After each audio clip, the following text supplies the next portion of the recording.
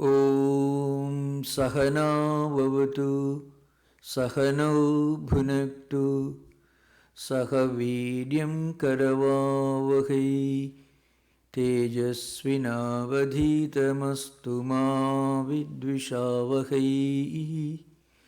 Om Shanti Shanti Shanti Harihi Om. Good morning, all the devotees, friends and well-wishers. We will soon begin our Memorial Day online program. Swami Vedanta will give the words of introduction. Thank you. Namaskar.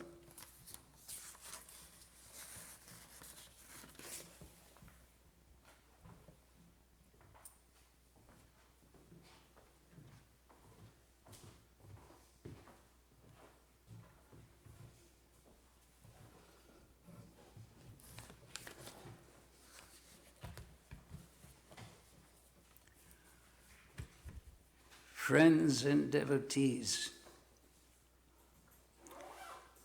we hope that you're doing well during this challenging time. As you know, because of the coronavirus health crisis, for the first time in 43 years, we've had to cancel our Memorial Day special program at the Vedanta retreat.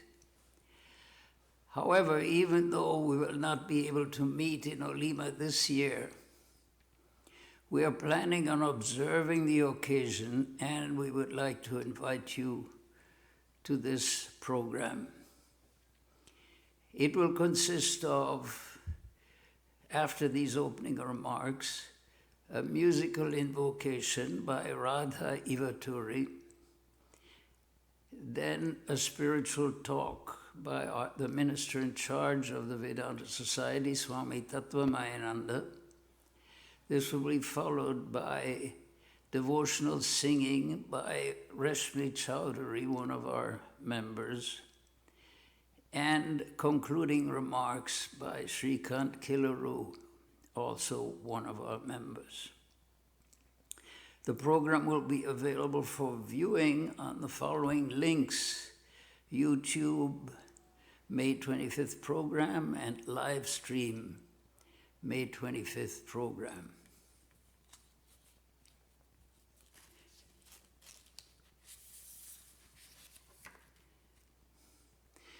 I would like to give you a brief outline of the history of this Memorial Day retreat program, which has been conducted at the Vedanta Society's retreat at Alima in Marin County uninterruptedly for about 43 years. This is the first time that we have not been able to conduct this program. The first event in the late 1970s was a private gathering among the several Vedanta societies of the Northern California area, and it was held at one of the retreat houses in Alima. In the early 1980s, this event was expanded into an annual Interfaith celebration, to which a prominent minister of another faith would be invited as guest speaker, also along with the Swamis from the various neighboring Vedanta societies. For several years, a rented tent was set up in the meadow in front of the men's retreat house at Alima, but it had limited capacity, and in succeeding years, our audience had swelled, and it became necessary for us to make a more permanent, a more definite arrangement, and a larger tent was bought, which is still being used. That same tent is still being used. It has a capacity to accommodate an audience of 1,000 people, and is modular and can be expanded for even greater size. Our audience usually numbers about 600, although over the years it has twice exceeded 1,000. We have also continued the custom of inviting guest speakers from different spiritual traditions. In this way, we have over the years invited ministers from most of the world's major faiths for a day of sharing their spiritual wisdom and participating in a very lively question and answer session with the audience. The audience also comes from the larger Bay Area and represents a wide variety of faith traditions and beliefs. It is generally a very joyful festival atmosphere.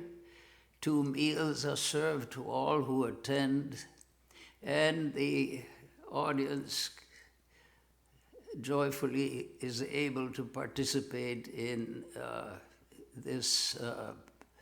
these meals by a picnic-style arrangement on the lawns.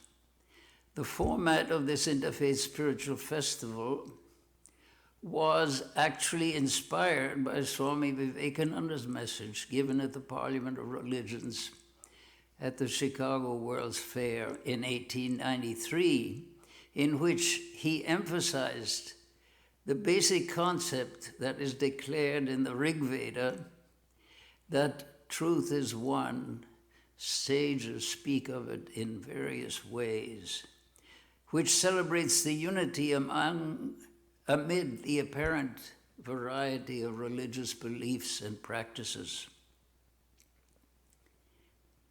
At present, due to the requirements of the ongoing national medical emergency, our retreat is closed, but in its normal operation, it is dedicated to enabling spiritual aspirants from our own and from other spiritual traditions to practice meditation, prayer, and study, and other spiritual practices, each according to their own traditions, in the pursuit of their own spiritual goals. Our program today is intended to keep to the spirit of this now 42-year tradition of Memorial Day presentations on spiritual themes. There will be songs by members of our congregation and a lecture by Swami Tattvamayananda, the minister in charge of the Vedanta Society of Northern California. The Swami is well known not only for his traditional Sanskrit scholarship, but also for his study of modern world history and contemporary trends, and equally for his ability to present ancient spiritual truths in ways suitable for modern generations and present-day realities. During this pandemic, we have been especially happy to have very comprehensive recordings of our programs available online. We have a Friday Bhagavad Gita scripture class every week. We have a Saturday Upanishad class every 2 weeks. We have Sunday lectures every week and other special programs online. Please refer to our website at sfvedanta.org, where you will find links to a large collection of podcasts and archive programs for online listening and watching, as well as a well-stocked bookshop with online ordering. You can follow the links on our homepage to view these programs. At the end of this present program, those of you who wish to do so will be able to submit questions to Swami Tattvamayananda by utilizing the typed chat option that appears on your YouTube screen. This will bring up a keyboard on which questions can be typed at any time during this program. Swami will address as many of these questions as time allows at the conclusion of these formal presentations. We welcome you to this online version of our usual Memorial Day Interfaith Spiritual Festival, with hopes and prayers for the welfare of all and hopes for a speedy recovery without further complications for all who have been afflicted. And now we will immediately begin our program with music by the members, some members of our congregation, who regularly sing spiritually inspiring songs at our celebrations. After this music, Swami Tattva will deliver his address, which will be followed by the question and answer session. Then, after another musical interlude, there will be concluding remarks to finish this program. Thank you.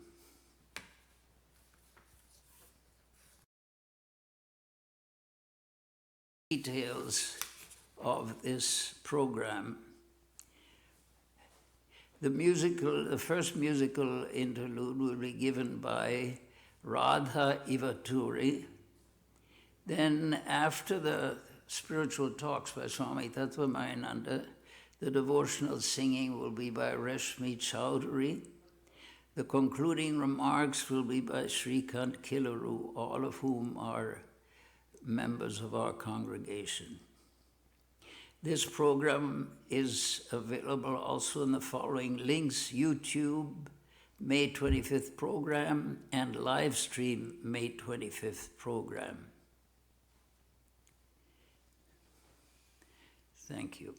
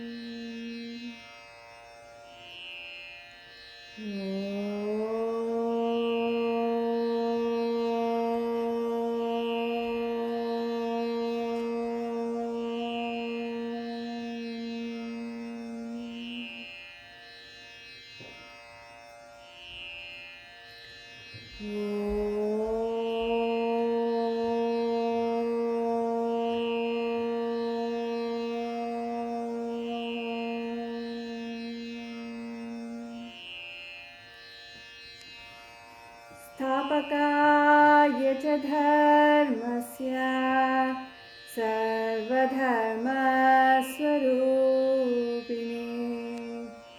अवतारवरिष्ठाय रामकृष्णाय ते नमः।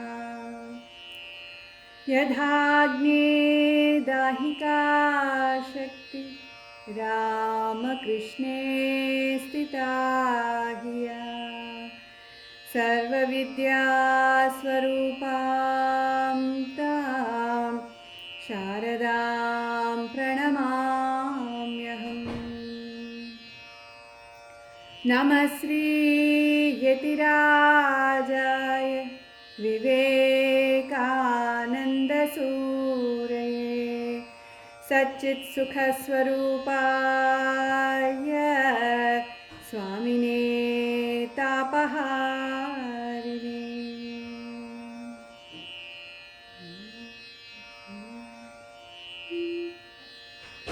गुरुब्रह्मा गुरुर्विष्णु गुरुदेवो महेश्वरः गुरुरेव परं ब्रह्मा तस्मै श्री गुरवे नमः। अज्ञानतिमिरान्धस्य ज्ञानाञ्जनशलाकया ज्ञानाञ्जनशलाकया चक्षुरुन्मिलितं येन तस्मै श्रीगुरवे नमः। अखण्डमण्डलाकारं व्याप्तं येन चराचरं तत्पदं दर्शितं येन तस्मै श्रीगुरवे नमः। अनेकजन्मसम्प्राप्तं कर्मबन्धविदाहिने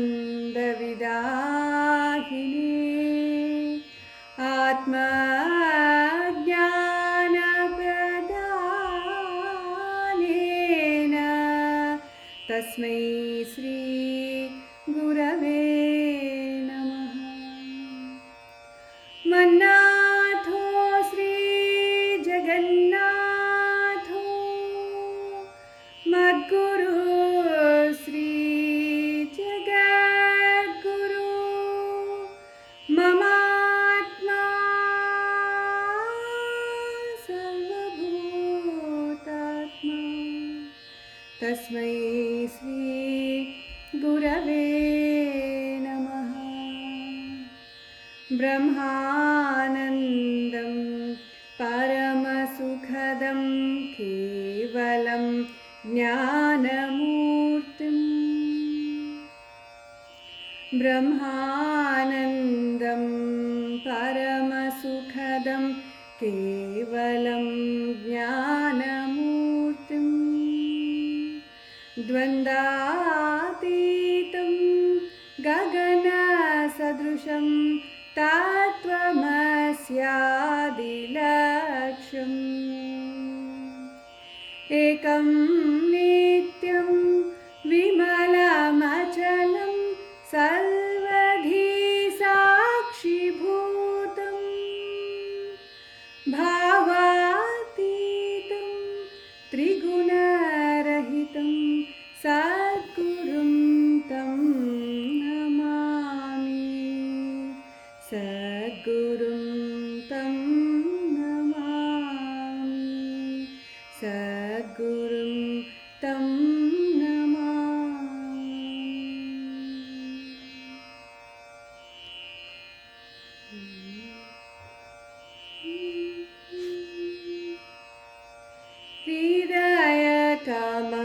हृदयकमलमध्ये राजितं निर्विकल्पं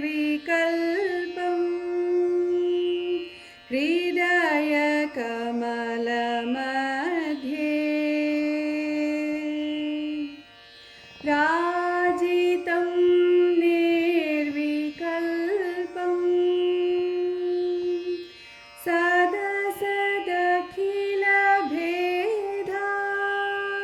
सदसदखिलभेदातीत मेघस्वरूपम्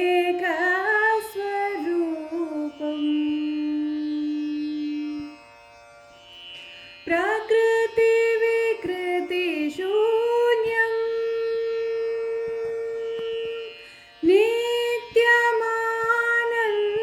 नित्यमानन्दमूर्तिं प्रकृतिविकृतिशून्यं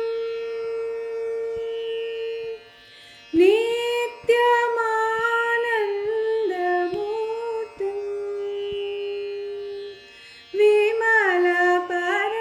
विमलपरमहंसं विमलपरमहंसं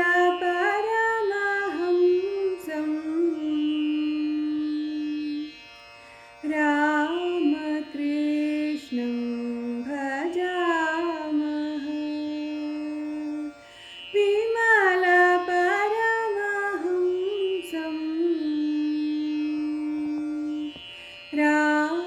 रामकृष्णं भजामः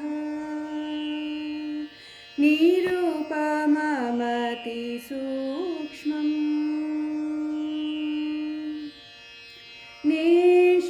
निष्प्रपञ्चम्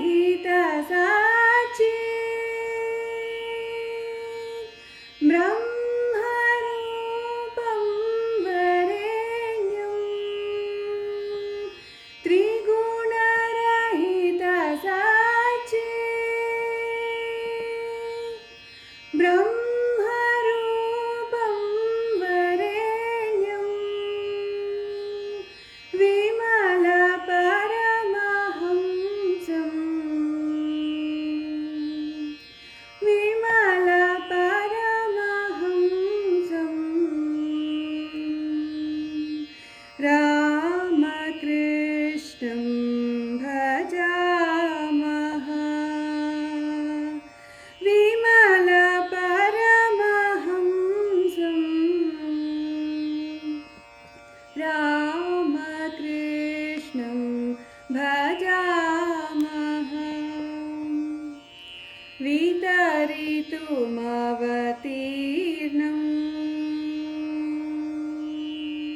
ज्ञानभक्ति प्रशान्ति वितरितुमवतीर्णम्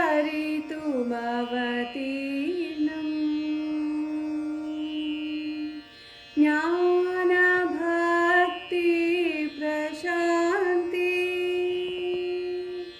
प्रणयगलितचित्तम्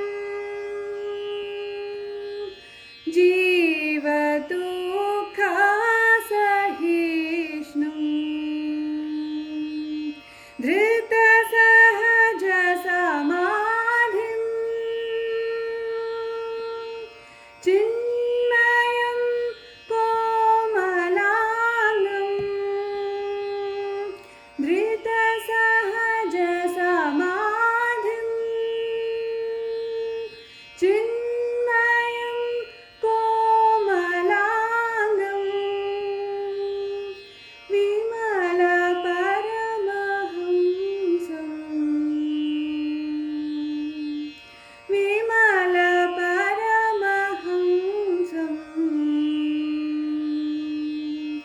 रामकृष्णं भजामः विमलपरमहंसम्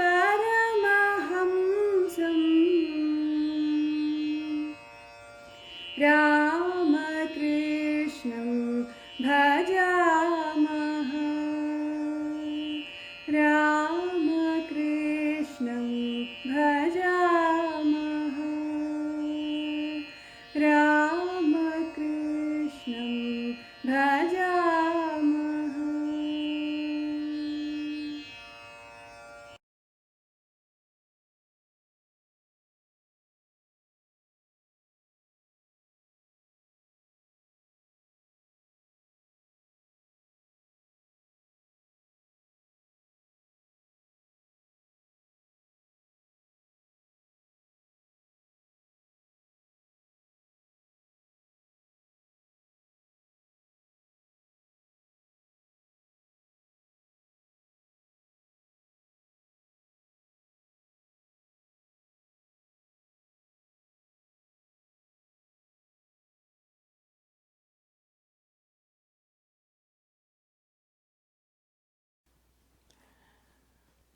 Good morning, everyone.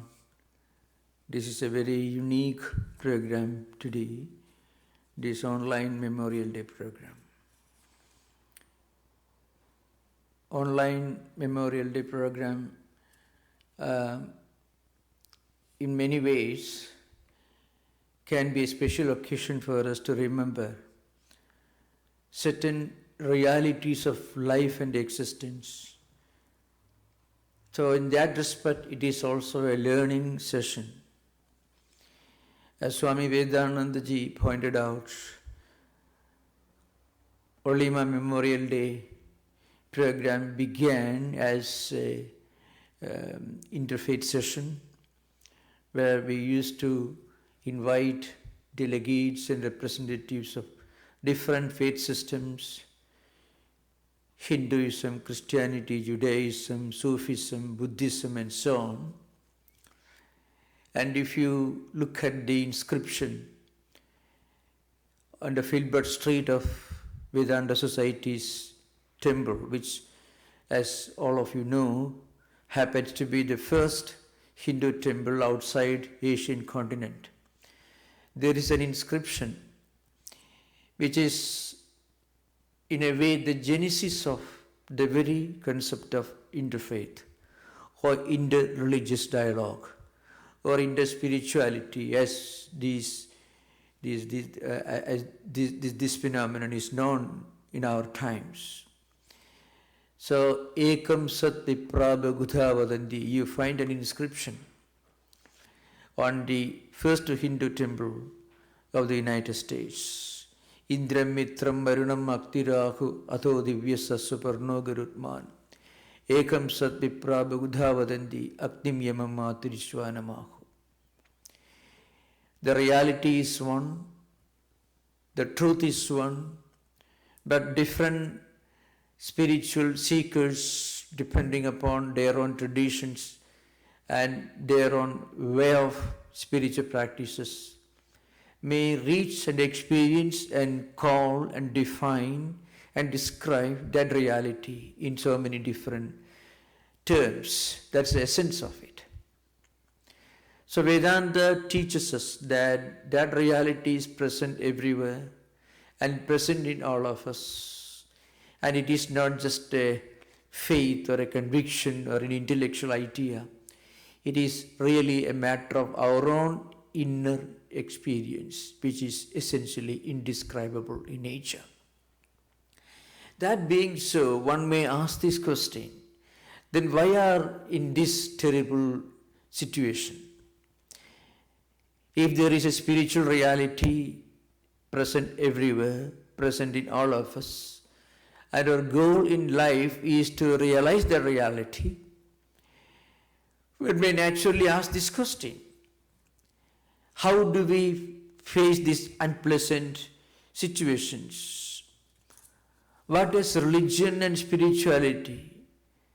What can they do to help us to face an unpleasant reality? It's a big question. In the Vedic literature, which actually laid down the fundamental principles of interfaith for the first time in human history, there is one particular term is called rhythm. Rhythm means a way of life in which we are in a state of perfect harmony, perfect understanding with our own mind, our own emotions, our own feelings, and also with the rest of the world. So harmony in nature, harmony in our interactions with others, and harmony within our own mind. This is what the particular term rhythm stands for. If we live our life and if we conduct our life, if you organize our activities, our thoughts and emotions and ideas according to this paradigm of the essential harmony of existence, then we'll be living in close, friendly feelings with nature. When we are in friendly terms with nature outside, then we will be in friendly terms with our own mind. When we are in conflict with ourselves, we will be in perpetual conflict and contradiction with the external world.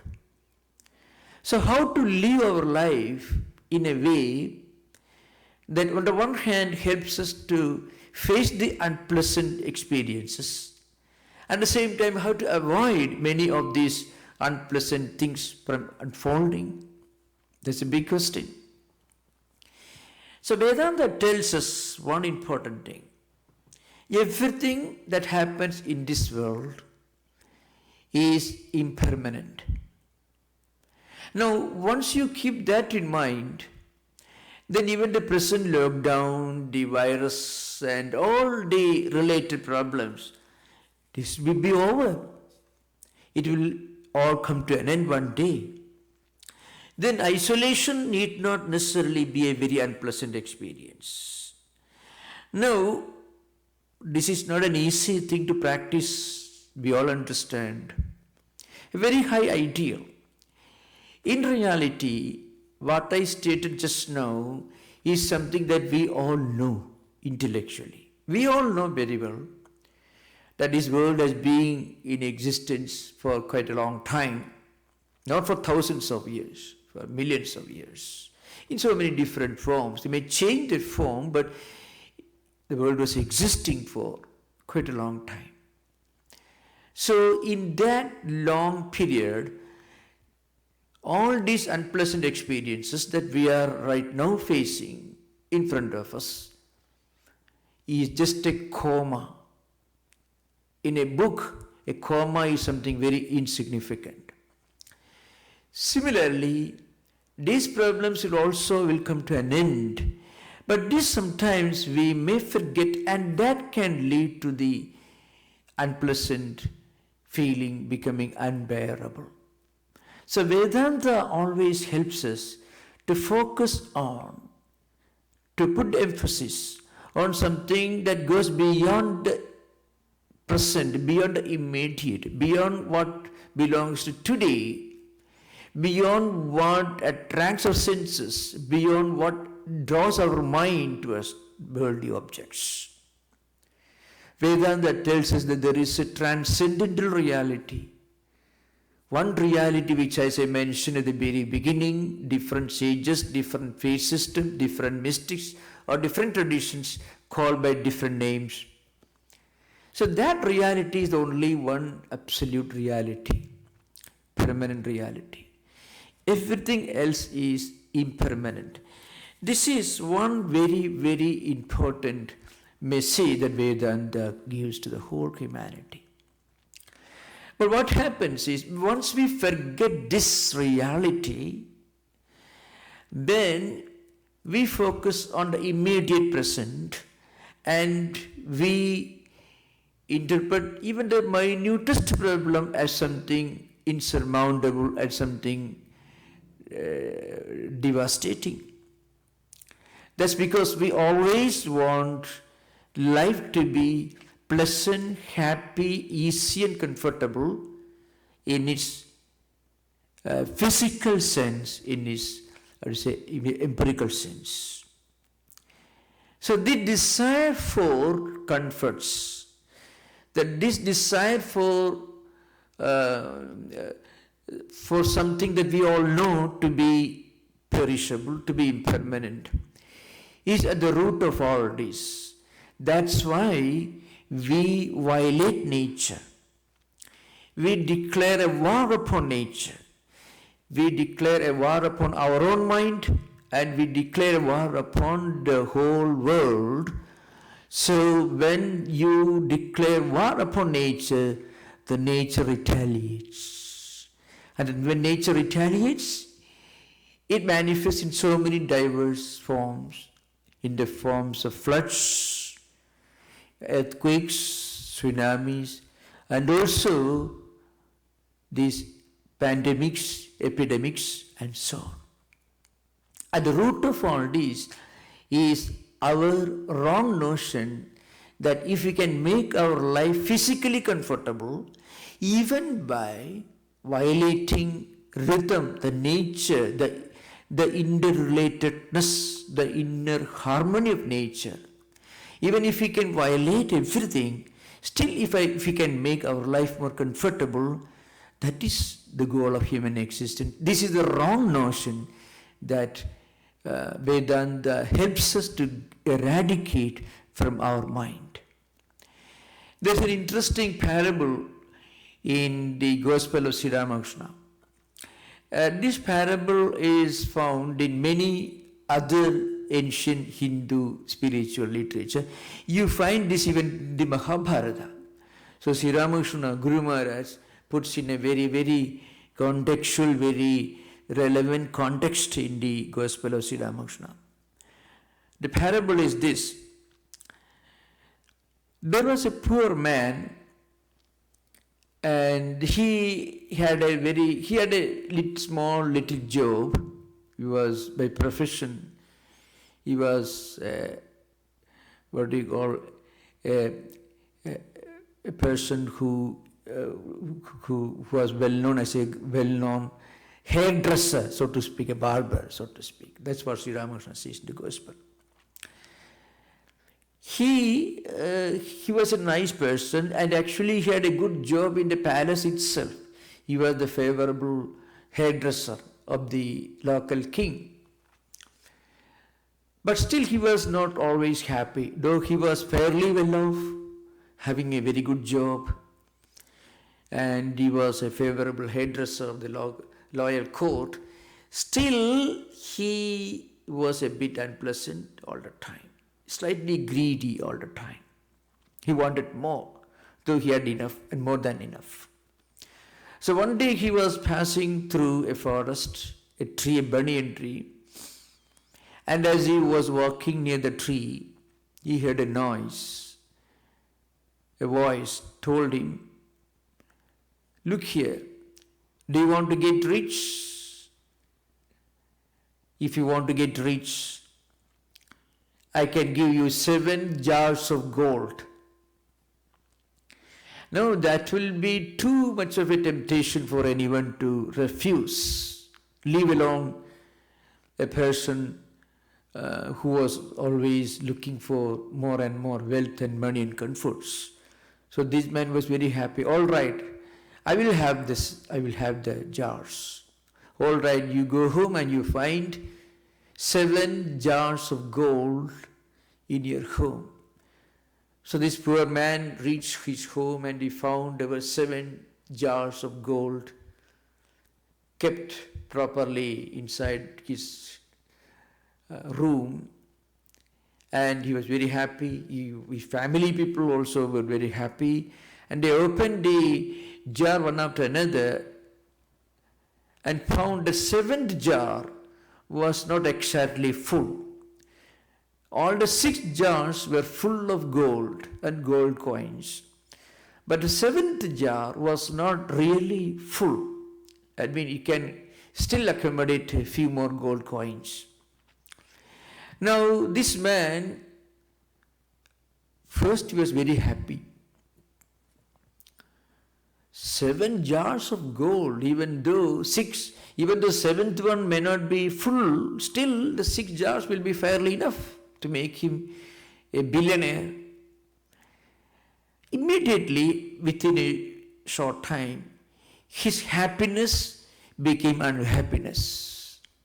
He forgot that he had come to possess 6 full jars of gold with another one not exactly full but almost full.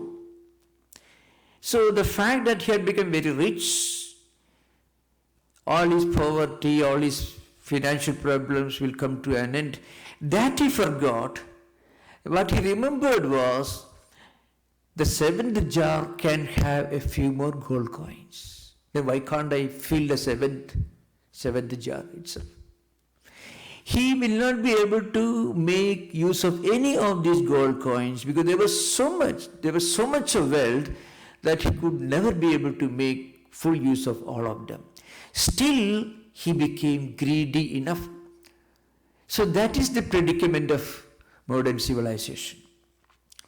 So what he did, he started working hard. He got a second job so that he can make a little more money. And he requested the king to double his salary. The king was a very broad-minded person, a wise man actually, as it turns out to be at the end of the story. The king, doubled his salary.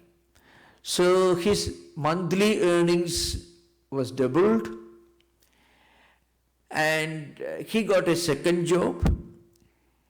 Still, he could not fill that 7th jar. And all his earnings, including his wife's ornaments, all that he converted into gold and tried to fill the 7th jar, but he could not fill it. He was hungry because he denied food himself.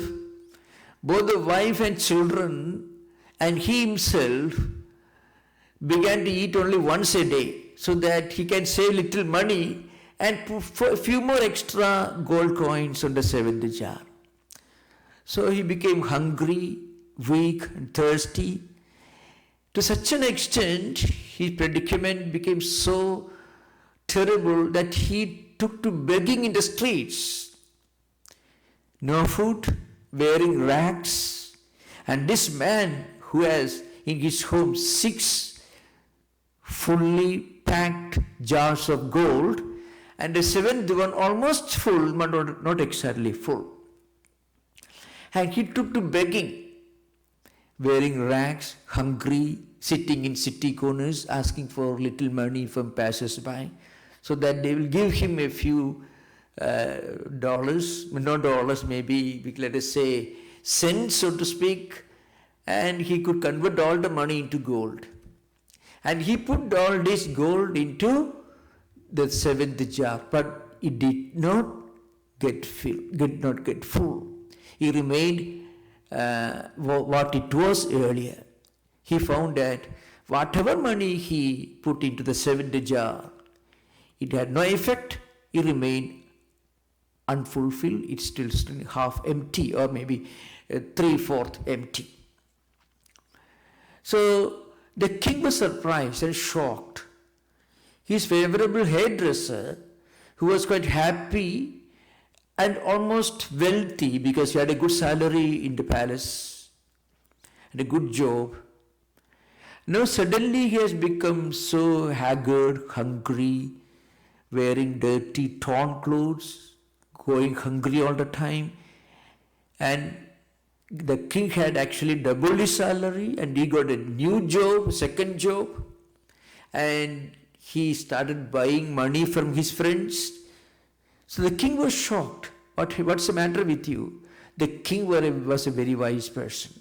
He thought for a moment, and then he found, well, have you got into possession of the 7 jars of gold? The king asked the hairdresser. Yes, now I understand your problem.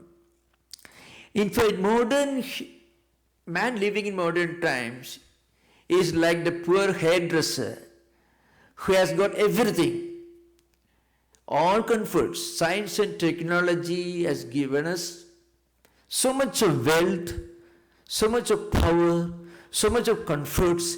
Still, man is not satisfied. His greed remains insatiable, and he goes on accumulating, looking for pittance, nickels in the streets to fill this 7th jar. That is the predicament of modern man.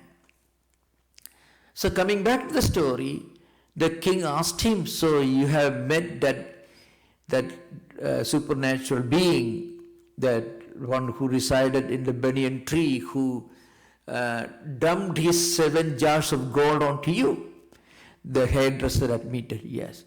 Do you want to get out of this? Oh, he was struggling to get out of this predicament. Because earlier he was happy, he was enjoying life. Now after becoming so wealthy, he became so poor. He became so wealthy in possession of 7 jars of gold, and that made him so poor, so hungry, and so greedy, so dissatisfied. Maybe 2000 years back, human beings were living much happier lives. But in the 21st century, with the entire phenomenon of nature under his control, he has become more miserable. Because he can't move in the streets, he can't meet anybody, he's afraid of one tiny, invisible enemy he called virus. So this man, what happened? Coming back to the story, this man admitted his predicament and he told the king, yes, I want to get out of this. Then the king told him a secret. You know, long back, the same ghost offered me these 7 jars of gold. Then I put a counter question to him.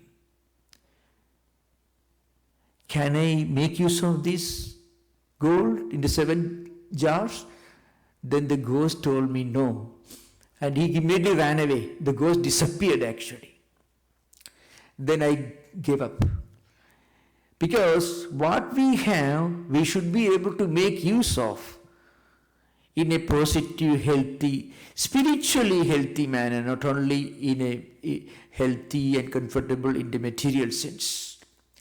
So what happened was, this man gave all the 7 jars back to the ghost from who he got it, and he became happy and he became contented.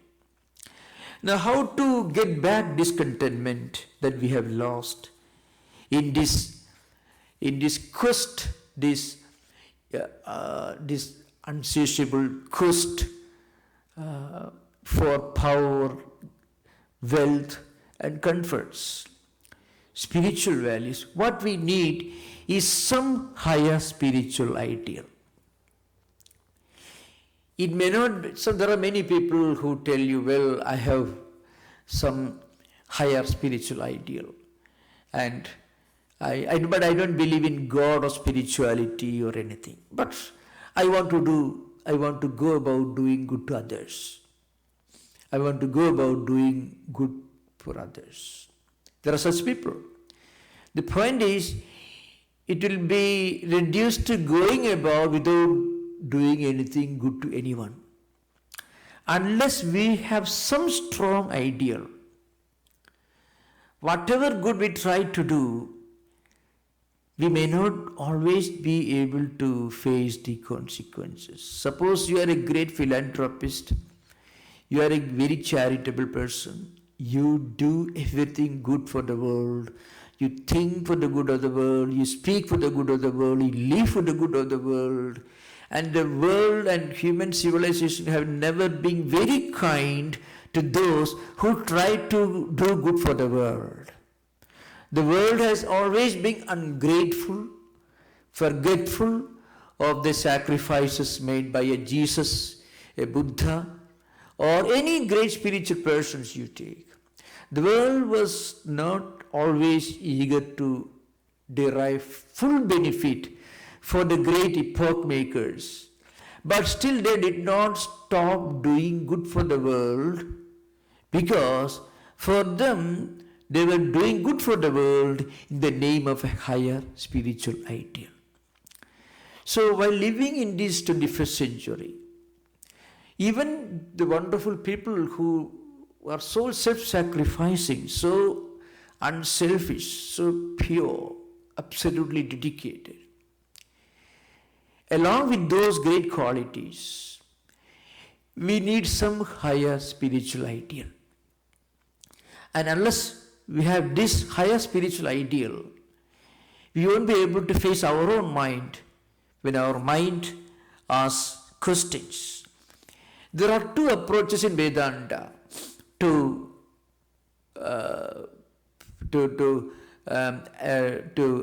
answer this question.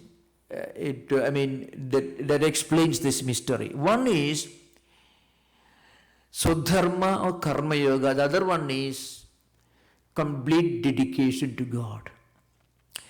All the other two yogas, the Jnana Yoga, Raja Yoga, they are also important. But in the most practical sense, the easiest thing for us to do is to do everything to the best of our ability as an offering to God. So it becomes Karma Yoga.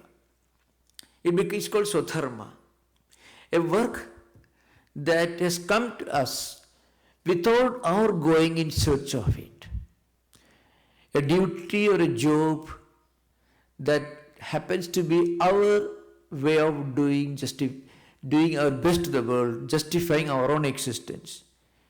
Do to the best of our ability, then becomes Swadharma.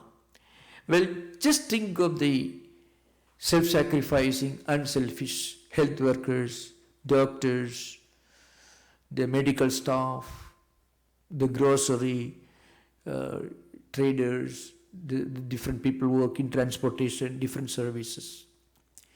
They are placing themselves in the line of fire, they are taking great risk by exposing themselves to very difficult and dangerous situations of infection. Still they do their work sincerely. Now, along with this dedication to work, we must remember it is our way of doing justification. So every work becomes an offering to God.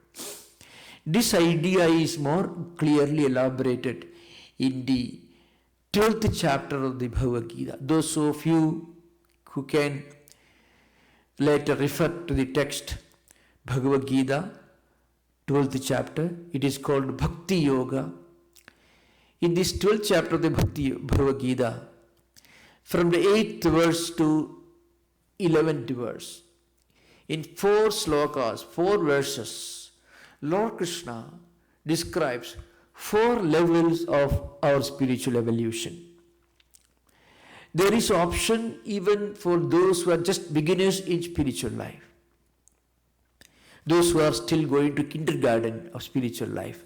And also there is an option for people who are even who are quite advanced in the spiritual pursuit, you find. And once you read this, you find the solution to all problems is available within ourselves. I shall just read this, not read, I will rather quote these 4 verses. So even if you don't care for Sanskrit, you won't be missing anything. I shall try to explain elaborately the essence of the implication, the message of these 4 verses, which are very important. Mayyeva mana athatsva mayi buddhim nivesaya nivasishyasi mayyeva adha urdham na samsya. This is the 8th verse, 12th chapter. Atha chittam samadhadam ne shaknoshi mayi sthiram abhyasa yogena tado mami chaptum dhananjaya. 9th one. Abhyasepi asamarthosi matkarma paramo bhava madartham abhikarmani kurvan siddhim avapsyasi. This is the 10th one. Atha edadabhyashaktosi kattu madhyogamasidha sarva karma phalatyagam tada kuritatma. This is the 11th verse. In these 4 slokas, Sanskrit verses, Lord Krishna actually builds a university which also includes a kindergarten, a primary school, a lower primary school, a nursery, a college and a university. Can you think of an education complex where there is a nursery, a kindergarten, a primary school, a high school, a college and a university? In these 4 verses you find all possible, imaginable, conceivable spiritual pursuits of all traditions are condensed. The 11th verse, the last of these 4 verses, actually corresponds to beginning of spiritual, the beginning of our spiritual life, the last one. What it says is, suppose you cannot always think of God all the time, as mentioned in the first option, 8th verse.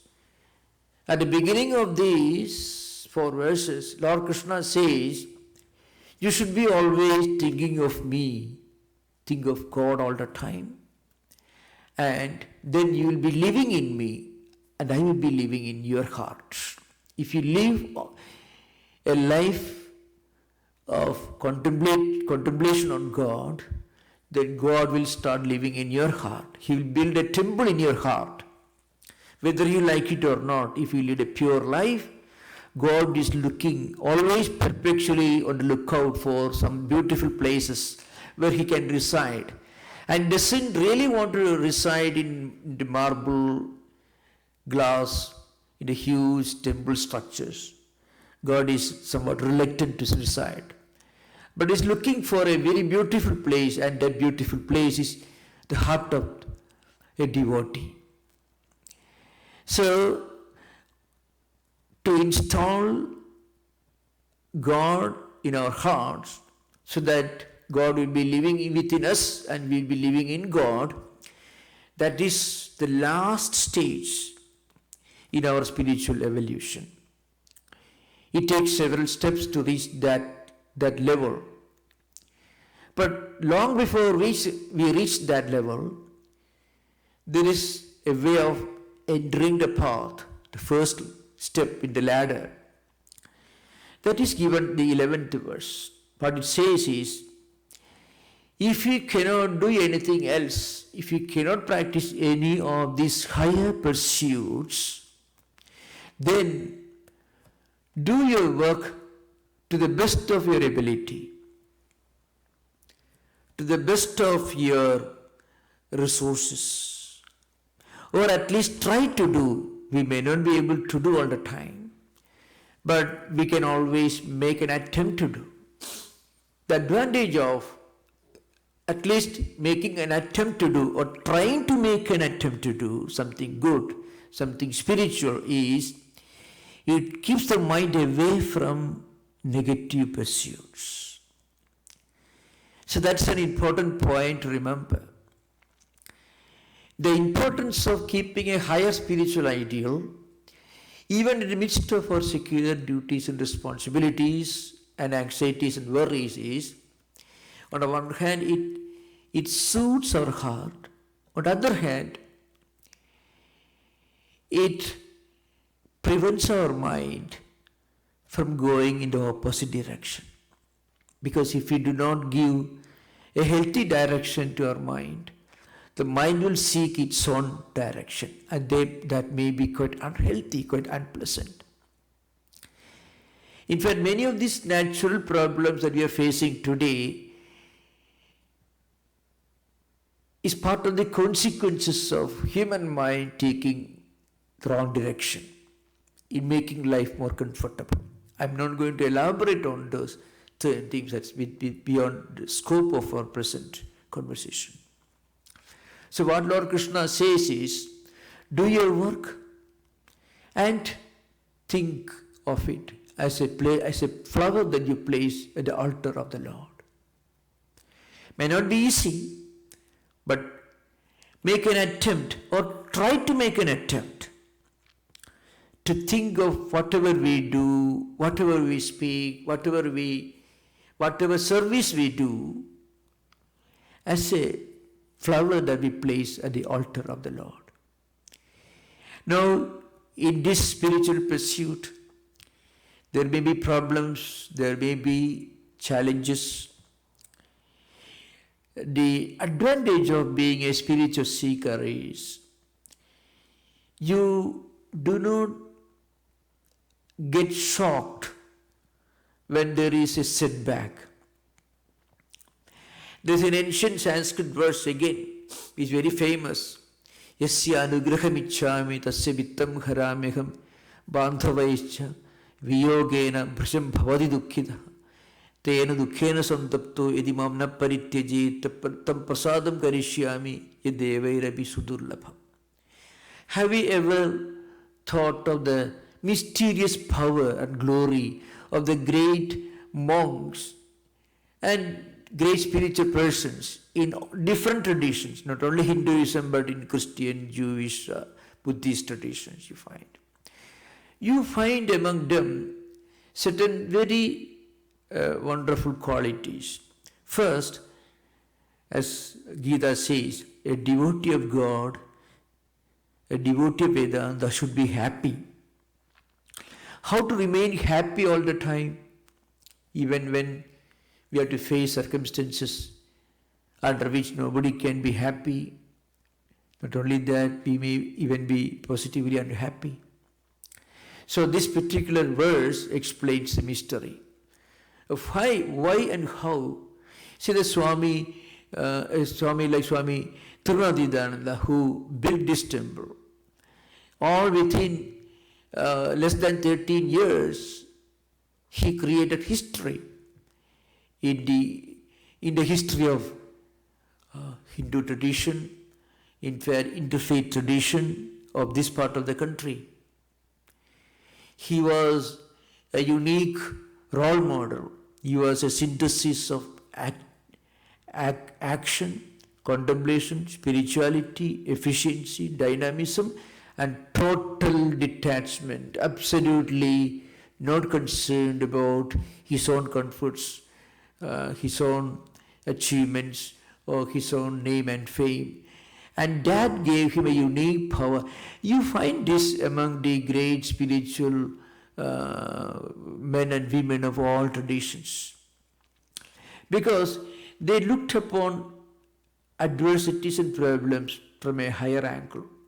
So this, coming back to this verse which I quoted, what it says is, God tells, what is the statement coming from God? Those whom I want to bless, I shall keep giving him or giving her problems. So I shall take away his or her wealth. I shall get him isolated from his friends. And then I shall leave him in a difficult situation.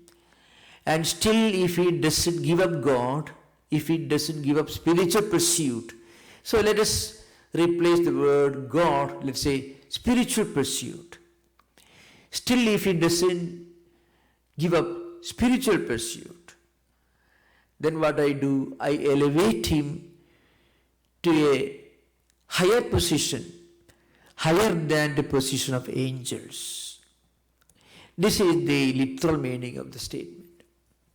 So, once we keep a higher ideal in the mental horizon, then all problems in the empirical world, all problems related to everyday life and experiences becomes part of the game of life. A problem is no more a problem once you change the approach, the attitude, the way of interpreting the problem, the way of looking at the problem. That's a mystery of the great spiritual personalities. A man like Vivekananda who came, or you find many of the great monks who came to this country from the Ramakrishna order during the pioneering days, direct disciples. Swami Abhedananda ji, of course Swami Vivekananda, Swami Tiriyananda, Tirunaditananda, and two more came here. So you find this speciality among the great spiritual seekers. Or Christianity, Judaism, Buddhism, and many other spiritual persuasions you find. It's a common phenomenon throughout the world. So, this is a simple thing that everyone can do. Do your duty to the best of your ability and then leave it to God. That's the 11th. In fact, it is the nursery lesson in spiritual life, which anyone can do. The beginning. Thus, at the second stage, higher stage, we will be able to interpret whatever we do as God's work. As we keep practicing the ideal of surrendering our action and the results to God, then with every action, with every word, with every micro moment, we feel we are linked to a higher spiritual ideal. And that actually is very beneficial in a way. It helps us to get rid of a lot of anxieties and worries and problems. Because your mind is linked to a higher ideal. It doesn't mean that we should neglect, we should be indifferent towards worldly obligations. Actually, at the higher level of spiritual practice, you stop seeing a line of demarcation between the secular and spiritual. At the beginning, there may be an equation. Every secular activity becomes a spiritual activity. At the higher level, the spiritual secular equation or differentiation, line of demarcation disappears, and every one of those secular activity becomes a spiritual activity. So it helps us to spiritualize the secular. Our whole life gets another dimension. Every word becomes a sacred word. Every action becomes like a flower we place at the feet of the Lord. This is something that everyone can practice. So in life you find, as we approach a situation, when we anticipate a situation, which may be an unpleasant situation, then it is not a very big problem. On the other hand, when we do not anticipate, it comes as a surprise. This higher way of life, this spiritual philosophy of life, where we keep a higher spiritual ideal in front of us, it helps us to dismiss failures, problems,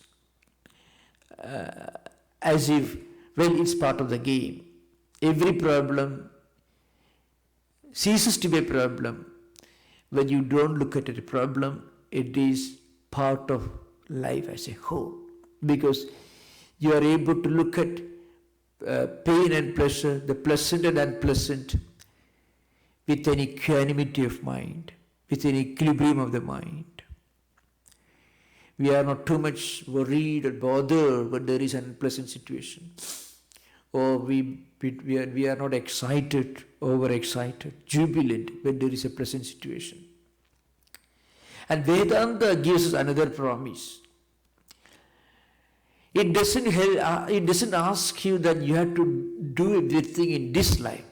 Now, actually, I think it becomes a great remedy for many of the psychiatric problems associated with lockdown and all these situations.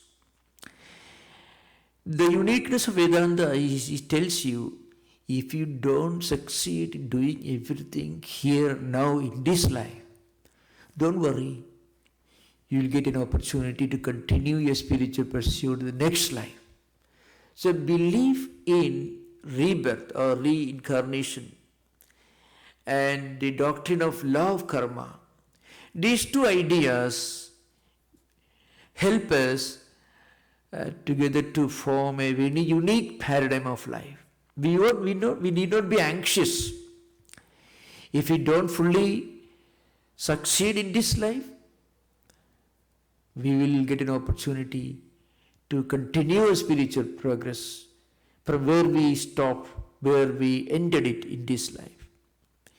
In the Gita itself, Arjuna, under the power of skepticism, a strong sense of skepticism, asked this question to Krishna. Suppose somebody tries to develop this higher ideal and try to remove the line of demarcation between the secular and spiritual, and try to lead a spiritual life. Suppose a devotee doesn't succeed in this life, then what will happen to him? You have spent a lot of time, energy, and even money for spiritual practice, going to temples, churches, buying spiritual books, reading and meditating, you have spent a lot of time, energy for spiritual practices, but still you feel bitter, you are not satisfied, you feel still a vacuum within, which is an indication of the fact that you have not reached the highest goal of spiritual pursuit. The question may arise, what happens if my life comes to an end before I reach this level of spiritual fulfillment? Ayadi siddhayo pedo yoga chalidamana saha aprapi yoga samsiddhim kangadim krishna gechadi kachinu bhevi brashtaka chinna brahmivanasyadi apradishto mahabahu vimudho brahmanapadi Parthanaiveha namutra vinasastasya vidyade nahi kalyanagad kaschid durgadim tada gechati. These three verses, the 6th chapter. It contains Arjuna's question.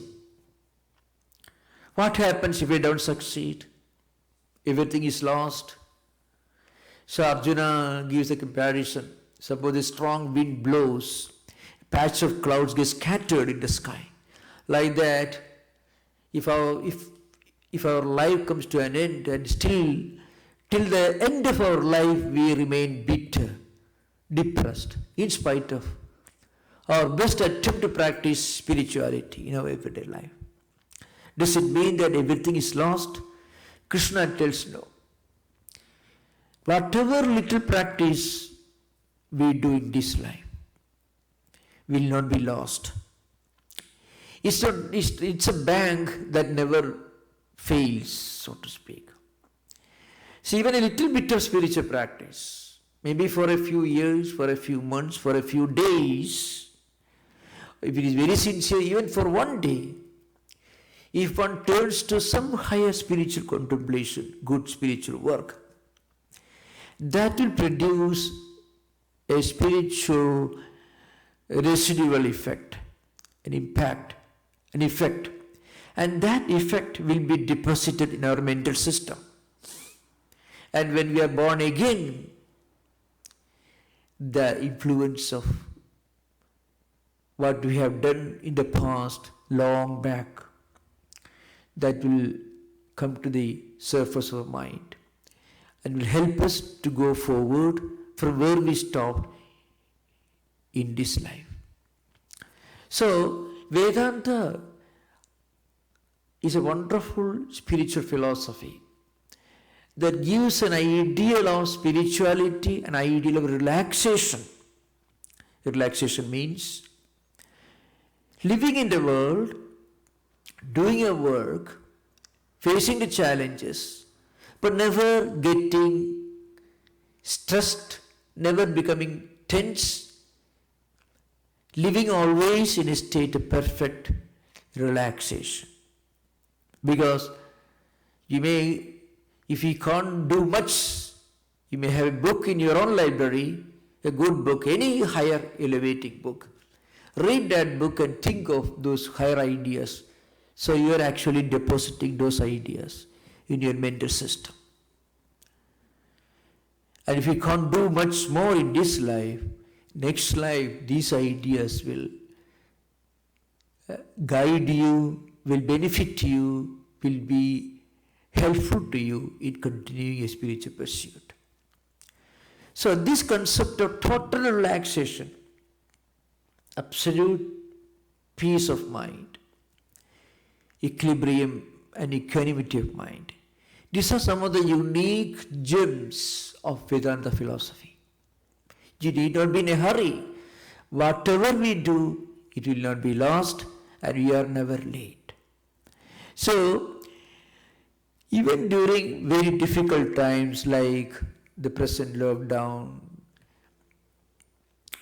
a lot of stress and tension and uncertainties, insecurities, financial tension, the financial sector, at the psychological level, the emotional level, the domestic relations level, children's education, and always the constant fear of what will happen, one may get infected. These are some of the worries that can torment our mind. But once we remember that this state also will one day come to an end, as we all know physically, but we are frequently not able to make use of what we all know in our daily life. When we bring what we know to the level of our everyday awareness, then it is called spiritual common sense. So spiritual common sense is one important message of Vedanta. So now after this we will have interaction. Those who have questions, they are most welcome, and we already know how to connect with these questions. So most welcome. Thank you. Namaskar.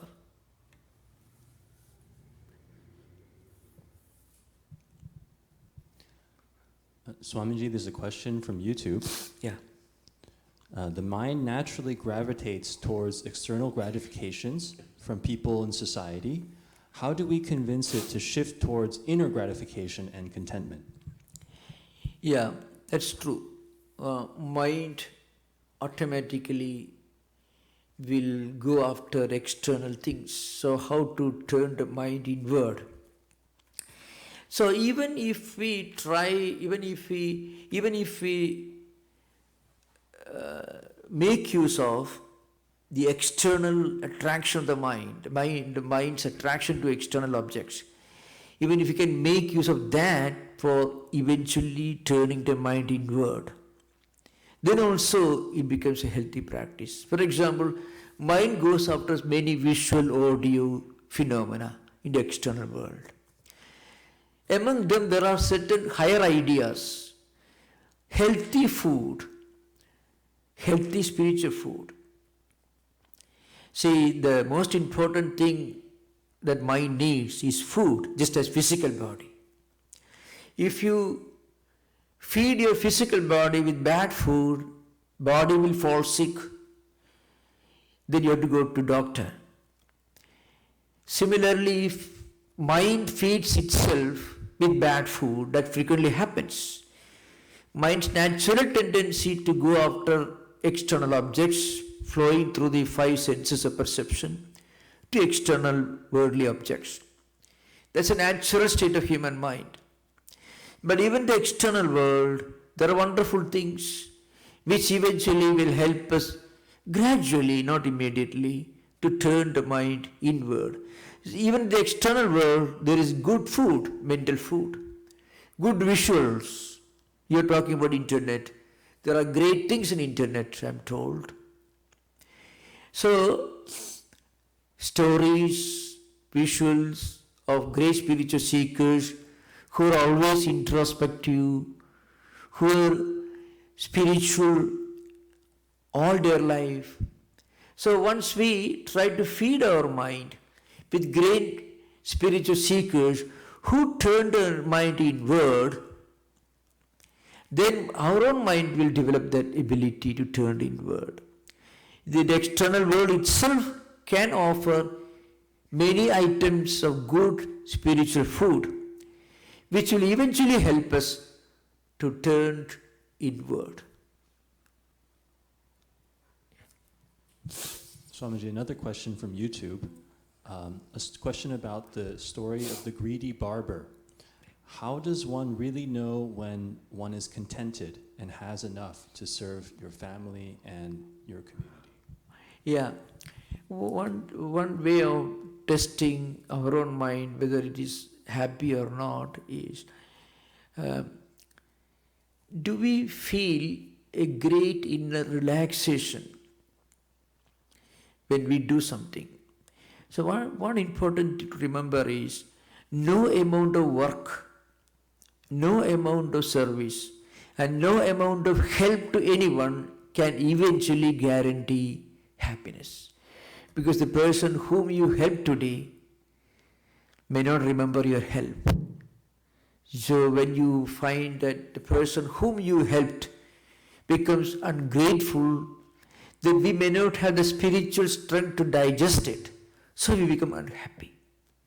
So it doesn't mean that we should not help. We should help everyone. We should do good service to everyone. That's when it's part of our duty. But should remember, beyond all this, there is a higher spiritual ideal. If you are a devotee of God, it becomes very simple. Heard of the story of where Sri Ramakrishna tells the story. A man was he was postponing his spiritual practices. He said, well, I had to help my relatives, my dependents, I have to be busy looking after their needs. So the guru, his spiritual guru, told him, you should also spend time for spiritual practices. But this man was never able to do that. He was always busy looking after the physical needs of his children, grandchildren, and so on. So one day, the guru came and he said the same thing, I have no time for spiritual practices. Then the guru told him, all right, you, for some time, you pretend to be dead. So the guru gave him some mantra or something, and the man fell unconscious. And then the children, grandchildren, distant relatives, whom he helped all his lifetime, they all came. They all began to weep and cry, oh, what happened? The man is dead, he was so helpful to me, he looked after me, he gave me education, everything. The guru appeared.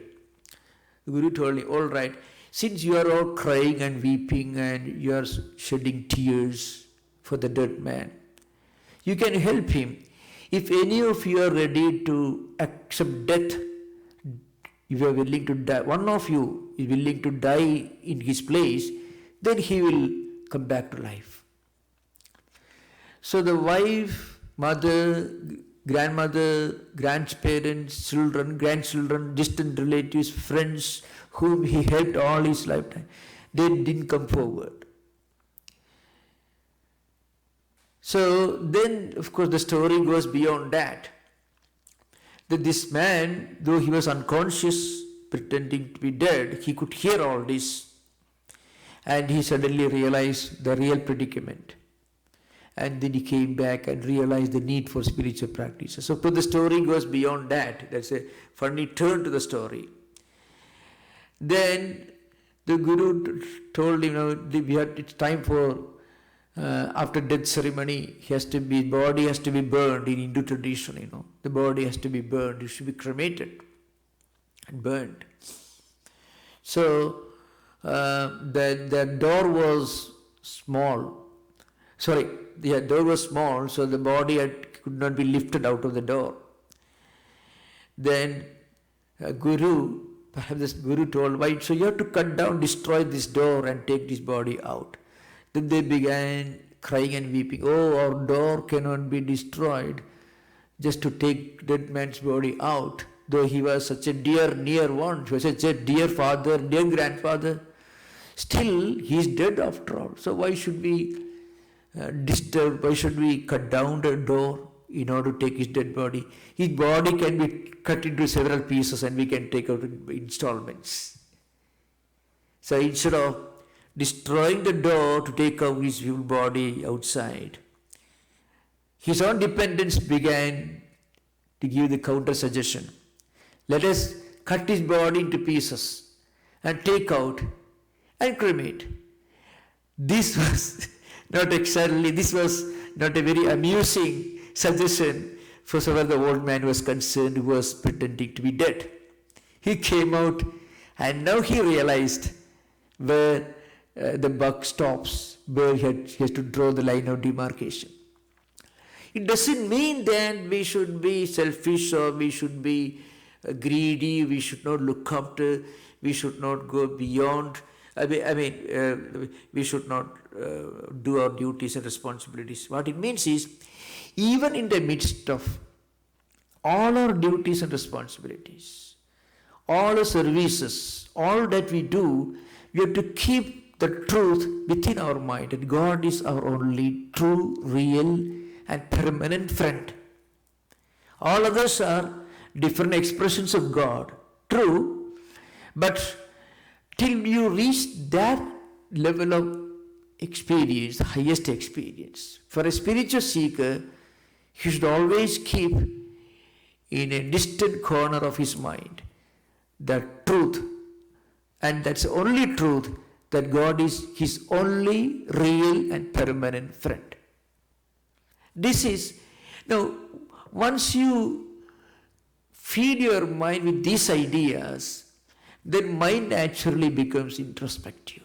After all, our mind becomes extrovert, the senses drag the mind to external objects because our senses get dissipated, mind gets distracted into so many different types of activities. So once we keep in our mind the truth that God is our only real, permanent and everlasting friend, then mind will naturally take an introspective turn.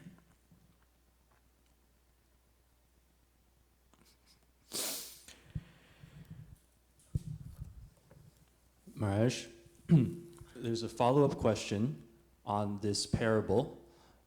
There is so much imperfection around us. How do we make a choice in life even when we are on the spiritual path? What if a better job comes to us without us even seeking it? Once we develop an ideal of surrender, everything is God's will, then you find we start moving in a different direction.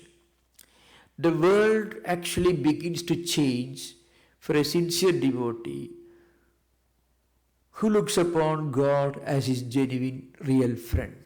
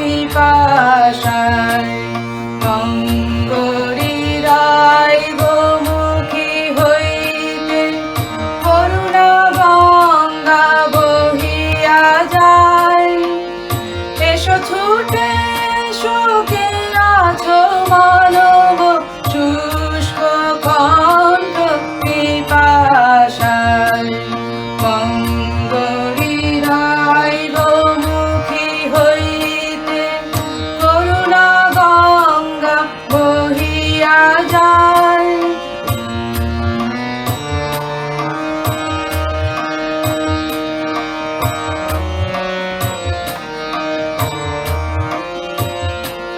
ব্যর্থ বাসনা অনরদ হল সহিলে কত না জনম মরণ ব্যর্থ বাসনা অনরদ হল সহিলে কত না জনম মরণ আলে আর সাথে ছুটিতে ছুটিতে আলে আর সাথে ছুটিতে ছুটিতে সমুজ সলিল সিক্ত তাই সিক্ত সলিলে কারে কডুবিরে সকল জ্বালা জুড়াবে তাই মঙ্গলীরায় গোমুখী হইতে করুণা গঙ্গা বহিয়া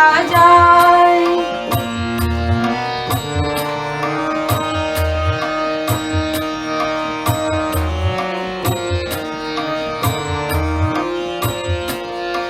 জাহ্নবী তীরে তৃষ্ণা কাতর অন্ধ যে জন খোঁজে সরোবর জাহ্নবী তীরে তৃষ্ণা কাতর অন্ধ যে জন খোঁজে সরোবর রাম কৃষ্ণ পুত গঙ্গা রাম কৃষ্ণ পুত গঙ্গা ব্রহ্মানন্দ সাগরে ধার ও কবসন ব্যর্থ প্রয়াণ এসো ছুটে এসো হরি গোপাল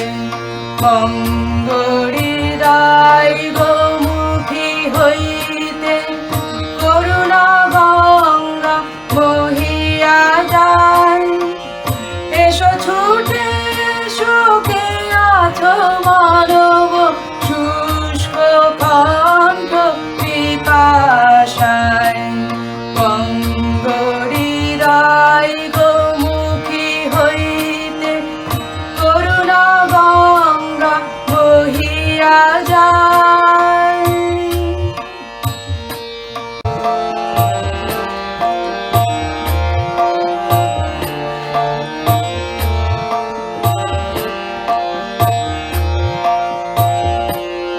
গণেশ আমার শুভকারী হে গিরি গণেশ আমার শুভকারী তুঝে গণপতি পেলাম হই মমতি তুঝে গণপতি ওই মমতে চাঁদের মালা যেন চাঁদ সারি সারি গিরি গণেশ আমার শুভকারী হে গিরি গণেশ আমার শুভকারী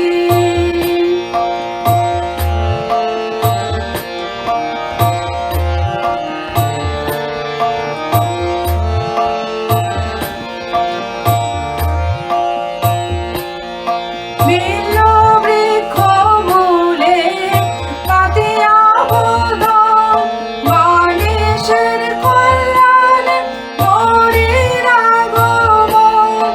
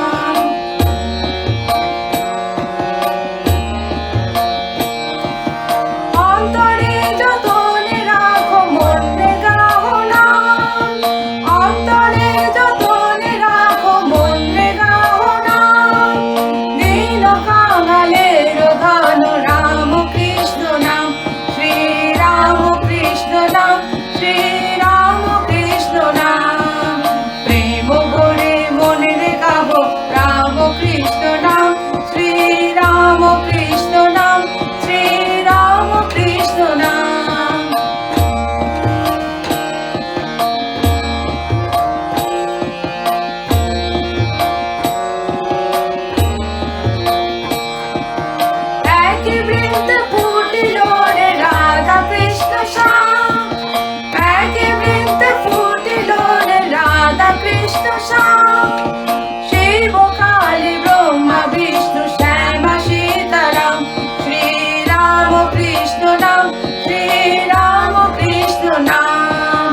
প্রেম করে মনের গাবো রাম কৃষ্ণ নাম, শ্রীরাম কৃষ্ণ নাম, শ্রীরাম কৃষ্ণ নাম।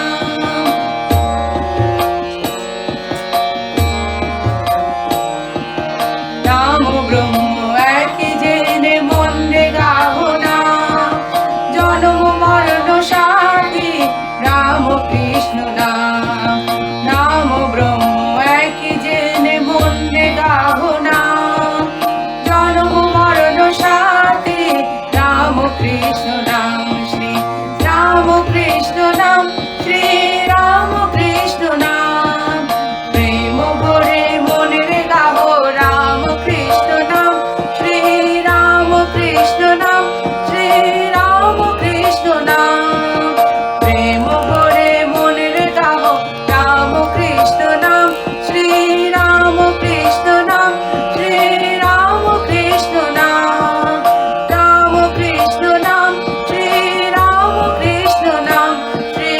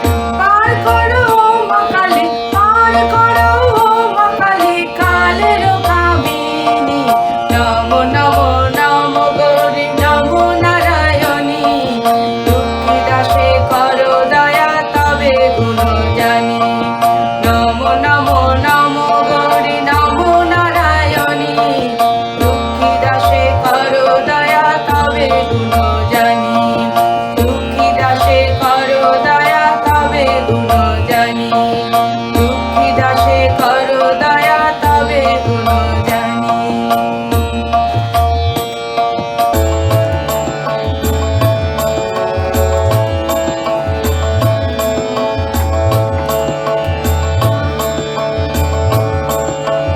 Ram Krishna শরণম, Ram Krishna শরণম, Ram Krishna শরণম শরণ্যে, Ram Krishna শরণম, Ram Krishna শরণম, Ram Krishna শরণম শরণ্যে।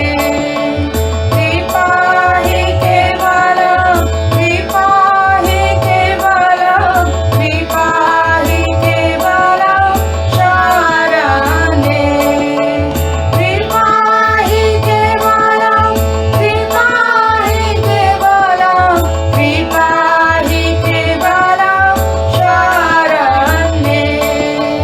Ram Krishna শরণম, Ram Krishna শরণম, Ram Krishna শরণম শরণ্যে, Ram Krishna শরণম, Ram Krishna শরণম, Ram Krishna শরণম শরণ্যে।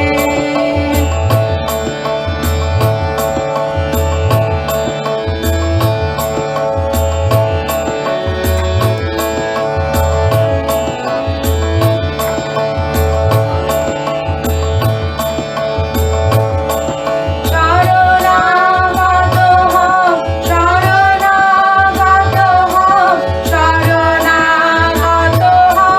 শরণ্যে, শরণাগতহম, শরণাগতহম,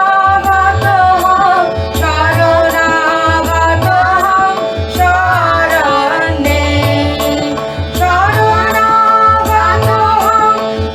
শরণাগতহম, শরণাগতহম শরণ্যে। Ram Krishna শরণম, Ram Krishna শরণম, Ram Krishna শরণম শরণ্যে।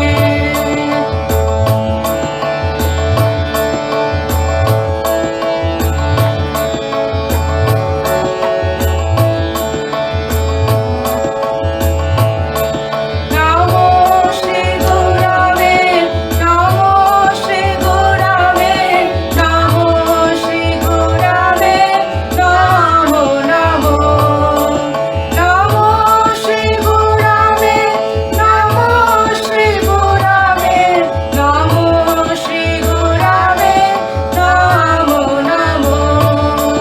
Ram Krishna শরণম, Ram Krishna শরণম, Ram Krishna শরণম শরণ্যে, Ram Krishna শরণম, Ram Krishna শরণম, Ram Krishna শরণম শরণ্যে।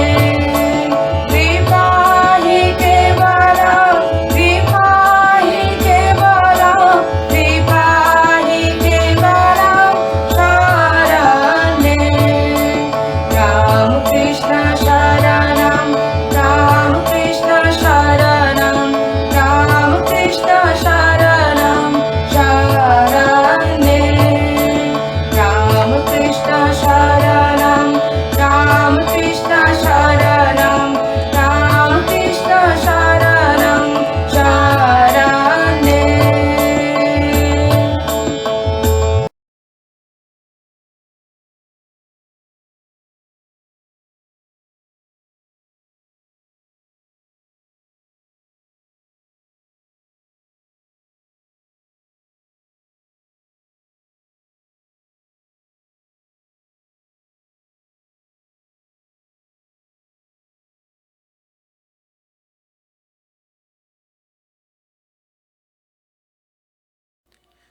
Should we announce Q&A continues?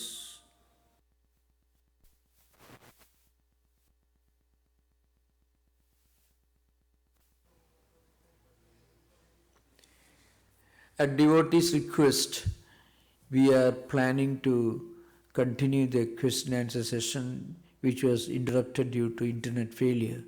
So you can, I think there are a few more questions yet to be answered. Most welcome.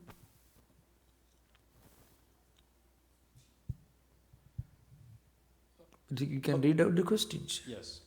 One question that one of the devotees has asked is, why Swami Vivekananda spread Vedanta in Western world instead of Bhakti Yoga? Yeah, there is a historical background behind this. When Swamiji came to the United States in 1893, this country was going through a very interesting, dramatic period of transition in terms of culture and history. The Transcendentalists have already made the background for some higher transcendental spiritual ideal. And again, many of the intellectuals in the West Coast were highly influenced by the philosophical ideas, political, philosophical, sociological ideas coming from the East, especially from Europe, of course, I'm talking about. See, Marxism and communism had already become prominent, much talked about socio-economic political ideas among the intellectuals of European countries, especially in Britain, Germany, France, these countries. And again, Darwin's publication of the origin of species, Darwin's theory of evolution, also dramatically put forward fresh challenges before established religions. So if you're talking about a God who is compassionate, who created the world, who is looking after humanity and his creation, that idea will not meet with much approval from the intellectuals of America. And Swamiji found out this very well. American intellectual culture was highly at a very high level of evolution when Vivekananda came. I mean, Emerson, Thoreau, Whitman, and then the evolutionists, and then transcendentalists, theosophists, and then Christian Science thinkers, they all created a unique philosophical, intellectual climate for America. So Vivekananda found that America had become a fertile land for sowing the seeds of Advaita. Another reason is, if Swamiji had decided to preach bhakti or devotional philosophy centering around a monotheistic God, it would not have met with much approval from American intellectuals who are already whose faith in monotheistic religions, established religions, was shaken completely by the onslaught of Darwin and Marxist materialist thinkers. So how can you think of a God who lives above the clouds after creating this world, who supervises the world, who divides humanity between believers and non-believers, those who believe, those who will go to heaven and those who go to hell, and things like that? So American intellectual climate would not have approved of a monotheistic, God-centered devotional philosophy, bhakti philosophy in the late 19th century, in the last decade of 19th century. And so Swamiji found America maybe more at that time more than now. At that time, the last decade of 19th century, America had become so intellectually awakened, so elevated. So Swamiji felt that America had become a fertile land for Advaita, Vedanta philosophy, especially Advaita philosophy, a philosophy that teaches that there is one impersonal, transcendental, attributeless, supreme reality that is present in every one of us, that is present everywhere, which is a kind of spiritual democracy, really. Advaita was a kind of spiritually it's a democratic ideal. Everyone has within him or her the divine spark, Atman or Brahman. So That's why Swamiji decided to preach Advaita. Another thing, suppose Swamiji had preached about Sri Ramakrishna or the great Indian spiritual teachers, then the Western world at that time, who was not very enthusiastic about the Christian mysticism or the great Christian saints or established religions of the Semitic tradition, they would have outright rejected Vivekananda's idea. So Swamiji did not preach a monotheistic idea of a particular God. He preached a universal spiritual paradigm, that is Advaita. And later he brought in Sri Ramakrishna's teachings, he brought in the traditional Hindu philosophical ideas. Then he also brings in the Christian mystical, the great Christian spiritual mystical ideas. So he put forward before him first the universal, the spiritual paradigm of Advaita. After that, he brought in Sri Ramakrishna's teachings. He brought in other Indian philosophical ideas. And also he convinced them that if you take this Vedantic perspective, you can connect with the more profound universal spiritual teachings of other religions also. So a Christian, by taking a Vedantic perspective, will be able to connect with the most profound spiritual ideas of Christianity. So also with regard to Buddhism and other traditions. Thank you. As a follow-up, there's another question on YouTube. The question is, Shankaracharya obviously was a devotee. He wrote stotras for Shiva, Lalita, etc. But why doesn't Vedanta recommend bhakti, even though, for example, Sri Ramakrishna followed as a devotee of Mother Kali? Yeah. In fact, Vedanta, preached by Vedanta Society's Ramakrishna Mission, is a synthesis of all the four yogas: Jnana Yoga, Bhakti Yoga, Raj Yoga, and Karma Yoga. In fact, Vedanta, the highest Vedanta philosophy preached by Shankaracharya and exemplified in his own life and his own writings, who wrote the most profound devotion poetry. He was a tireless worker who established 10 monastic orders, 4 great monasteries in 4 distant corners of India, and wrote most profound philosophical books and installed temples. So Shankaracharya was a tireless worker. He was a karma yogi. He was a great devotee who wrote the most moving spiritual devotion poetry in Sanskrit. He was a bhakti yogi. And he was a jnana yogi, of course, Advaita. So you find the real Vedanta of Shankaracharya also was a synthesis of jnana, karma, bhakti and yoga. And Sri Ramakrishna in modern times gave the most sublime example of this synthesis of the 4 yogas. So we give equal importance to jnana, bhakti, karma and yoga, no doubt. We have pujas, we have temples. We do go to temples, not only our own temples, we go to other temples, we go to pilgrim places in India, we visit Benares, Badrinath, Kashi and other places. So Ramakrishna Mission follows a path of total synthesis of the 4 yogas: jnana, bhakti, karma and raj yogas, as exemplified and preached by Vivekananda, who wrote devotional poems. He was the one who composed the most profound devotional poem on Sri Ramakrishna. So also Swami Abhedananda, and he was, of course, obviously he was a great karma yogi and jnana yogi, and he was the one who first wrote a very wonderful exposition in English of the Raj Yoga, Patanjali Yoga Sutras. So you find in Sri Ramakrishna, Vivekananda, in Holy Mother, the direct disciples also you find, in varying degrees you find a synthesis and harmony of the 4 yogas, the 4 royal paths leading to the same goal.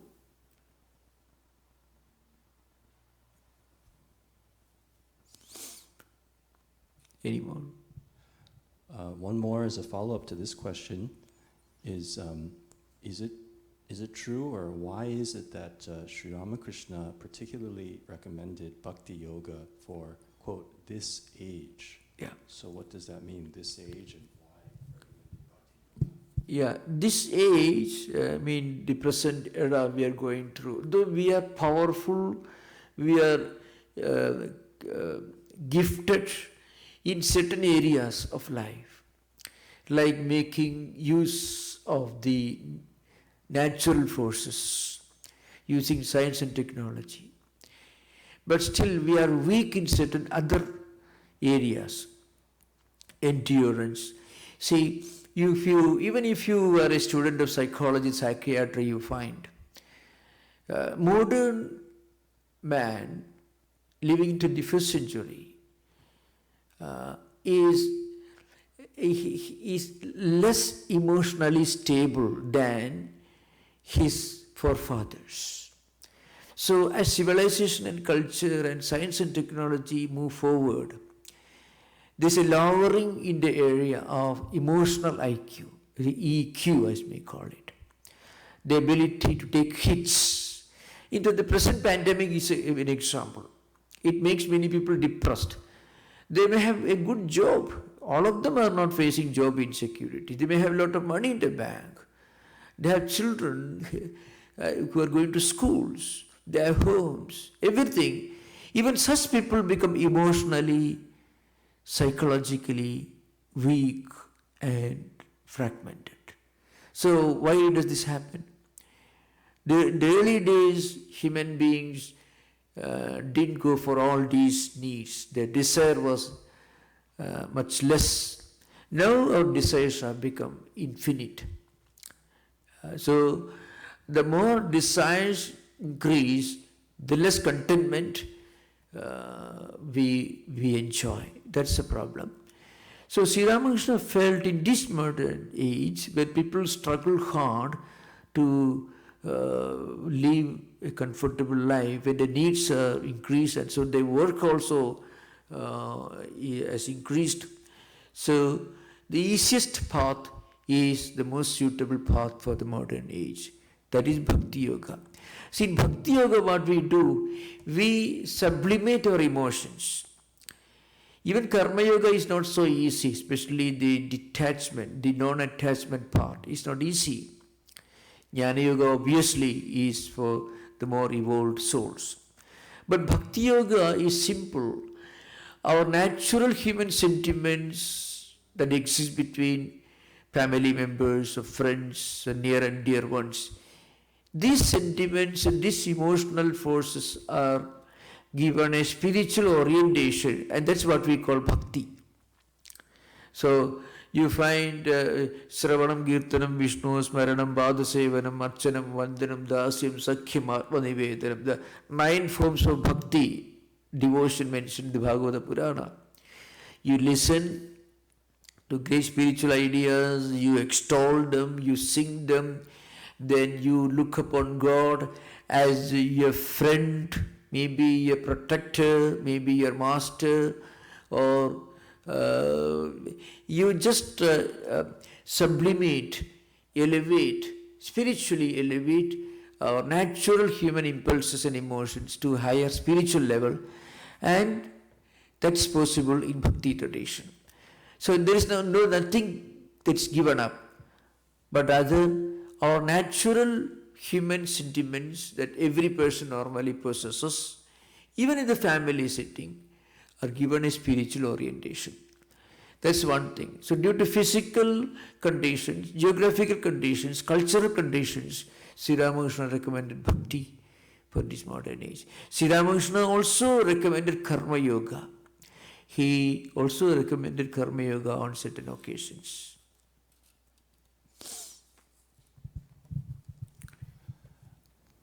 There's another question.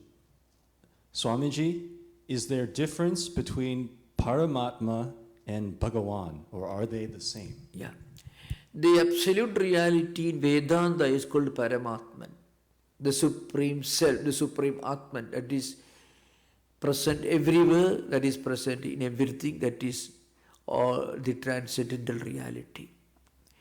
In the Bhakti tradition, this reality is conceived to be the totality of all conceivable spiritual attributes, like compassion, strength, glory, compassion. All these qualities that we can conceive of are given an anthropomorphic interpretation. So it's an anthropomorphization of all these qualities. So through anthropomorphism, what happens is all these supreme qualities are given a sublime and absolute, concrete symbolization or personification. But Sri Ramakrishna makes it very simple. So that's the best way to answer this question. Sri Ramakrishna says, for a devotee who is praying to God, for a devotee who is looking for shelter and compassion and protection, the Paramatman itself takes the form of a visible, supreme, monotheistic God with attributes. Saguna, Sakara, Savishesha, Ishvara is the manifestation of the Nirguna, Niragara, Nirvishesha, Paramatman in response to the devotee's prayer. So, as we evolve further, as we reach the highest level of spiritual evolution, then without giving up the Saguna aspect, we realize that beyond the Saguna, but not in contradiction with the Saguna, there is the Nirguna, Nirakara. The impersonal Paramatman is the absolute reality, but it doesn't mean that it contradicts or it goes against the personal reality with attributes. It transcends, goes beyond, but doesn't contradict. So, a real devotee of Paramatman will be an ideal devotee of a God in a temple or a church, wherever it is. The highest devotion in which you look upon the Supreme Reality as Bhagavan, and highest Advaita in which you look upon the Supreme Reality as Paramatman. At the experience level, they are the same. Shankaracharya himself writes in his commentary on the 13th chapter of Bhagavad Gita, maybe 11th verse, Maicha ananya yogena bhakti ravivicharini vivikta desha sevitam anabhijana samsati. Here the highest devotion, the unwavering devotion, the pure devotion to Bhagavan is defined as non-different from the highest spiritual understanding, spiritual knowledge of Paramatman. At the level of the path, when we are progressing, before we reach the goal, when we are evolving and progressing, there appears to be a difference. But when we reach the goal, when we reach the experience level, then the Paramatman and Bhagavan are the same.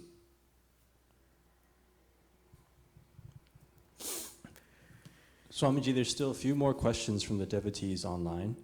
A follow-up to one of the questions of your story, God is the only true family or friend. It is also our duty to take care of family members. How do we reconcile the two? Yeah. It is a sacred duty to look out to be a responsible member of the family. In fact, the institution of family has a spiritual element involved in it. It is a sacred institution. Family, the institution of family and family obligations are not just secular obligations, they are also spiritual obligations. The point is, frequently when we do not have a higher ideal, and when we stop at family relations at the physical, at the secular level, then the slightest friction can unsettle our mind. So at that time we should remember, even in the most sublime, the most affectionate family settings, there is the distant possibility of some problems. In some cases, some very clear possibility, close proximity of problem, not very distant. So, even the most emotionally moving relationship in the family structure has its limitations. It's not that it is bad, it is sublime.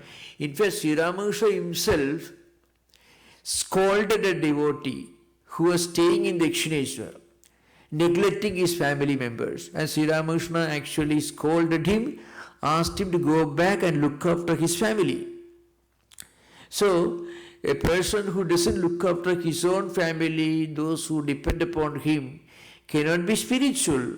If they are in serious problem, and if a person says, no, I won't care for them, I will go and meditate on God, it is not accepted in Vedanta or Hinduism.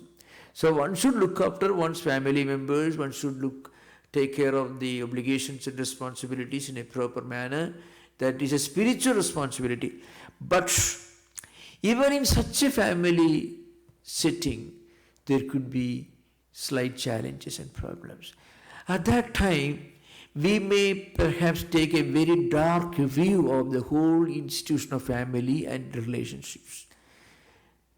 But once we remember, God is the only real, eternal, everlasting friend, and our relationship with God is the only lasting relationship. Once we remember this, and when we look after the family obligations, then we won't be shocked or we won't be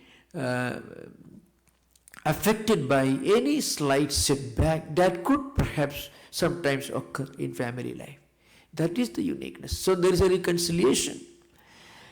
A person who neglects his family obligations can never really be a true devotee. No, impossible. If family is in dire needs and if he neglects them and he goes to a temple and pray, God will not listen to his prayer. That is the conviction of Vedanta. But at the same time, a person who gets too attached to family members and thinks that life may just living within the small world of family, nothing beyond that, completely neglecting the spiritual aspect of life. Such a person is in for a shock when some slight setback emerges in family life. To avoid that, one should keep in our mind the fact that God is only true and real friend, and then look after all our needs and responsibilities of the family. That's what Sri Ramakrishna recommends in the Gospel of Sri Ramakrishna, his teachings. Revered Maharaj, how should one deal with the mind when it produces suspicion in the path of bhakti? Pranam. Yeah, suspicion, doubts, all these are natural obstacles that people have to face. Once we make some spiritual progress, a stage may emerge, where we become skeptical, we may become doubtful, we may start doubting the whole process. It could happen. So this happened to many spiritual seekers in all traditions. An era of a period of skepticism, the dark night of the soul, self-doubt. We should remember that there is a possibility. And once we are aware of this possibility, then we will take it a natural obstacle. See, once you know there is a traffic problem a few miles ahead, then when we reach there, we won't be shocked. So the period of skepticism and self-doubt is inevitable in the true spiritual evolution of a real devotee. So there is nothing wrong in it.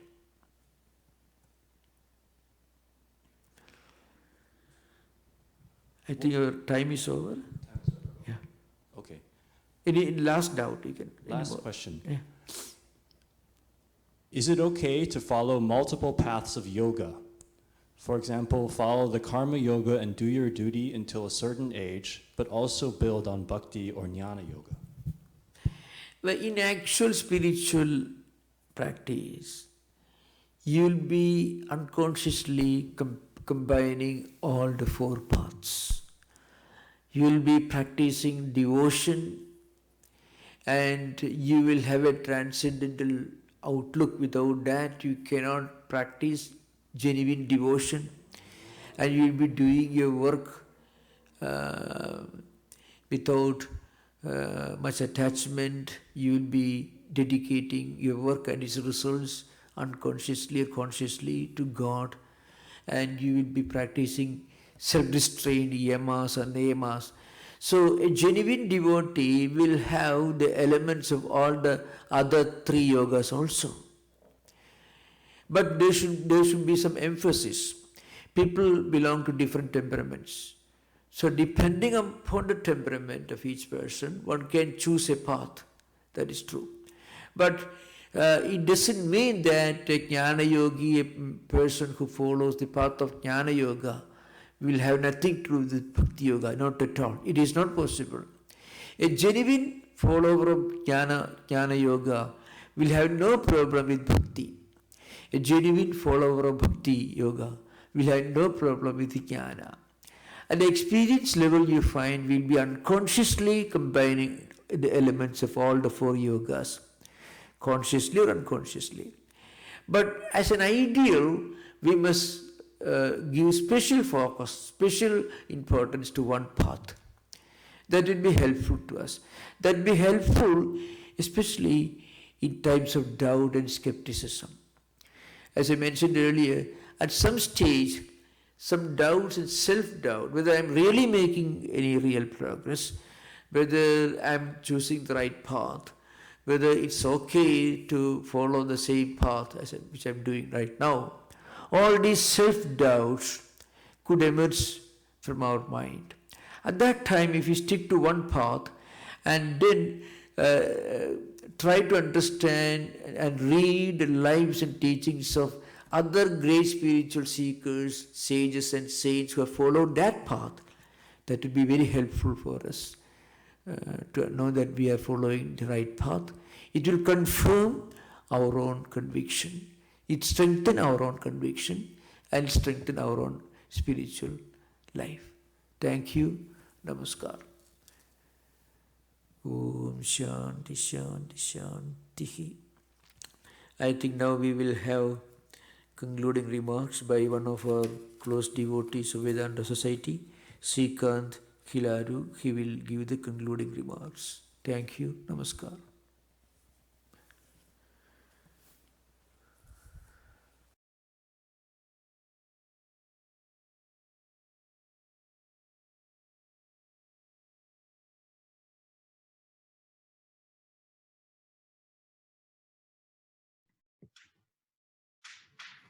Dear friends, for the last 40 plus years, we've had the Memorial Day retreat at Alima.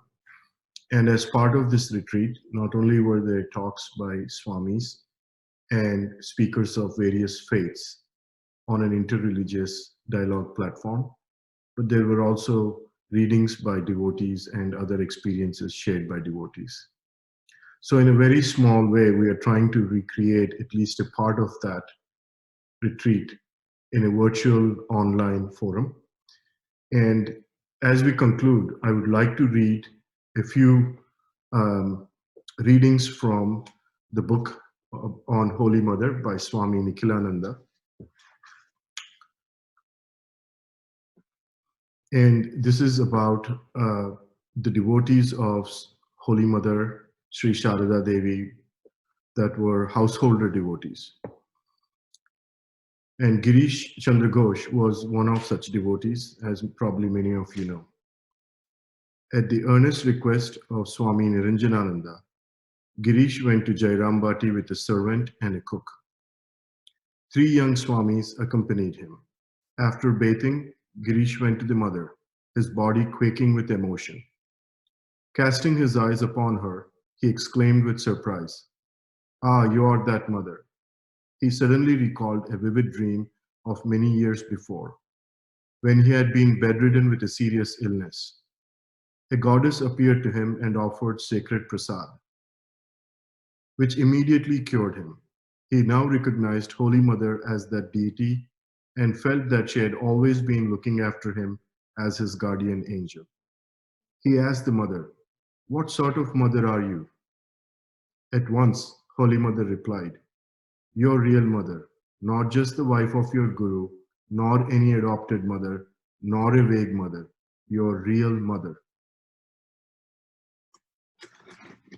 During one of Girish's visits to Holy Mother in Calcutta, Girish said to her, "Mother, whenever I visit you, I feel like a small child in the presence of his mother. If I were your real son, I could have rendered you personal service. Here, everything is contrary to law. You are taking care of us, and not we of you. At Jairam Bhati, you cook for us, sitting by the rustic stove. How can we serve you? What do we know about serving the Mother of the universe?" His voice became choked and his eyes red. Looking at the devotees, Girish said, "It is very hard to believe that God is born as a human being, just like one of us. Can you even dream that the Divine Mother of the universe is standing before you in the form of a simple village woman? Can you imagine that Mahamaya, like an ordinary woman, is performing household chores and other duties? Nonetheless, she is the great Maya, the great Shakti, the mother of the universe. She is incarnated to establish the ideal of God's motherhood and assure liberation for all." In contrast to Girish Chandra Ghosh, there was another household devotee, Nag Mahashai, and he was a personification of humility, lowliness, and self-effacement. Nag Mahashaya came several times from Dhaka to visit Holy Mother. He first met her in 1893 when she was residing at Nilambar Babu's house on the Ganga at the village of Belur. At that time, no male devotees were allowed in her presence. If any such came, a maidservant announced him, and the mother sent her blessings. When Nag Mahashaya arrived, the maid said to her, "Mother, who is this Nag Mahashaya? He is saluting you, but he is striking his head so hard against the floor that it is going to bleed. One of the Swamis is trying to restrain him, but he says not a word and seems to be unconscious. Is he a madman?" The mother was deeply moved to hear of his devotion and told her to ask an attendant Swami to bring him upstairs. The Swami brought him to her, holding him by the hand. His forehead was swollen and his steps were unsteady. Blinded by tears, he was not even able to see the mother. He was in another world, as it were. Holy Mother, putting aside her usual bashfulness, made him sit by her side. Nag Mahashaya was repeating only the word "Mother," as if insane, but otherwise he was quiet and peaceful. She wiped away his tears. Her meal of bread, fruits, and sweets was in front of her. She touched some of it to her tongue and gave him the prasad. She tried to feed him herself, but he could not swallow anything. He sat touching the mother's feet and repeating the word "Mother." As she stroked his head and body for some time and repeated the master's name, he gradually regained consciousness. Then Holy Mother began to eat and also to feed the devotee. Afterwards, when he was taken downstairs, he said again and again, "Not I, but thou." He left with the remark, "Mother is more compassionate than father." Footnote here is father is meaning Sri Ramakrishna. Now I would like to read a few accounts from the experiences of Western devotees of Sri Sharada Devi, Holy Mother. Miss Josephine MacLeod, an American devotee of Swami Vivekananda, visited the mother many, many times. One day she paid her respects to her at the Udbodhan and returned to the Belur Mutt at dusk. After attending the evening worship at the shrine of the Mutt and spending a little while in meditation, she was going back to her quarters at the guest house. Accompanied by a brahmachari with a lantern, she was walking slowly, absorbed in thought. When he heard her say to herself, "I have seen her, I have seen her," then she said to him in a whisper, "The Holy Mother, I have seen her." She walked all the way muttering the word "Mother" and adding some other words which her companion did not understand. On another occasion, Miss MacLeod went to Calcutta to pay her respects to Holy Mother. Many women devotees were coming into the mother's room. As they entered, they saluted her in Hindu fashion, kneeling on the ground and touching the mother's feet with their foreheads. Miss MacLeod stood there for a few moments, unable to decide how she should pay her respects. Holy Mother caught her eye and with a slight movement of the hand indicated that Western devotees need not imitate the Hindus. Miss MacLeod was impressed with the mother's common sense, which she later spoke of as one of the mother's most impressive characteristics. Miss Laura F. Glenn, who later took the name of Devamata, was a member of the Vedanta Center of Boston. She visited Holy Mother many times in Kolkata. When the mother first blessed her, as the devotee recounts, a spring of new life seemed to bubble up from my innermost heart and flood my being. A desire flashed in her mind that she might be allowed to render the mother personal service by gently stroking her body. Immediately, Holy Mother motioned Devamata to come near her. The sister wrote in Days in an Indian Monastery, "It was a benediction to pass my head over her delicate, shapely body. But the marble paving grew hard as I knelt beside her. Again she divined the unspoken thought had made me sit instead of kneel. We had no common language, but when there was none to interpret for us, she spoke the deeper wordless language, and we never failed to understand each other." One day, Holy Mother wanted Devamata to take 2 choice mangoes which a devotee had offered her. Devamata said that she would feel greater pleasure if Holy Mother kept them. The mother's response came quickly. "Don't you think it will give me great pleasure to have you take them?"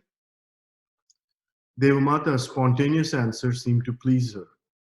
"It must give you greater pleasure because you have a larger heart to feel it." Hers was an all-embracing mother's heart, Devamata wrote in her book, which wrapped itself in love about every child born of woman, and her family was the human race. Those who had the rare blessings of living with Holy Mother learned that religion was a sweet, natural, joyous thing, that purity and holiness were tangible realities, that the odor of sanctity was literally a sweet perfume, overlaying and destroying the foulness of material selfishness. Compassion, devotion, and God union were her very nature. One scarcely knew that she possessed them. It was through the sweet benediction of a word or touch that one sensed her presence. She lived like a lake of river. The sun may dry up its waters, but they fall again to refresh the earth. So these saintly ones in body may be lifted from our sight, but their holy influence falls back upon us to revive our fainting hearts and give us new spiritual life, new strength of purpose. Sister Nivedita, who was a direct disciple of Swami Vivekananda, and wrote this. Nivedita's deep feeling for Holy Mother was expressed in the following letters from Cambridge, Massachusetts on December 11, 1910, at the time of Sarah Bull's illness. "Beloved Mother, this morning early I went to church to pray for Sarah. All the people there were thinking of Mary, the mother of Jesus. And suddenly I thought of you, your dear face and your loving look, and your white sari and your bracelets. It was all there.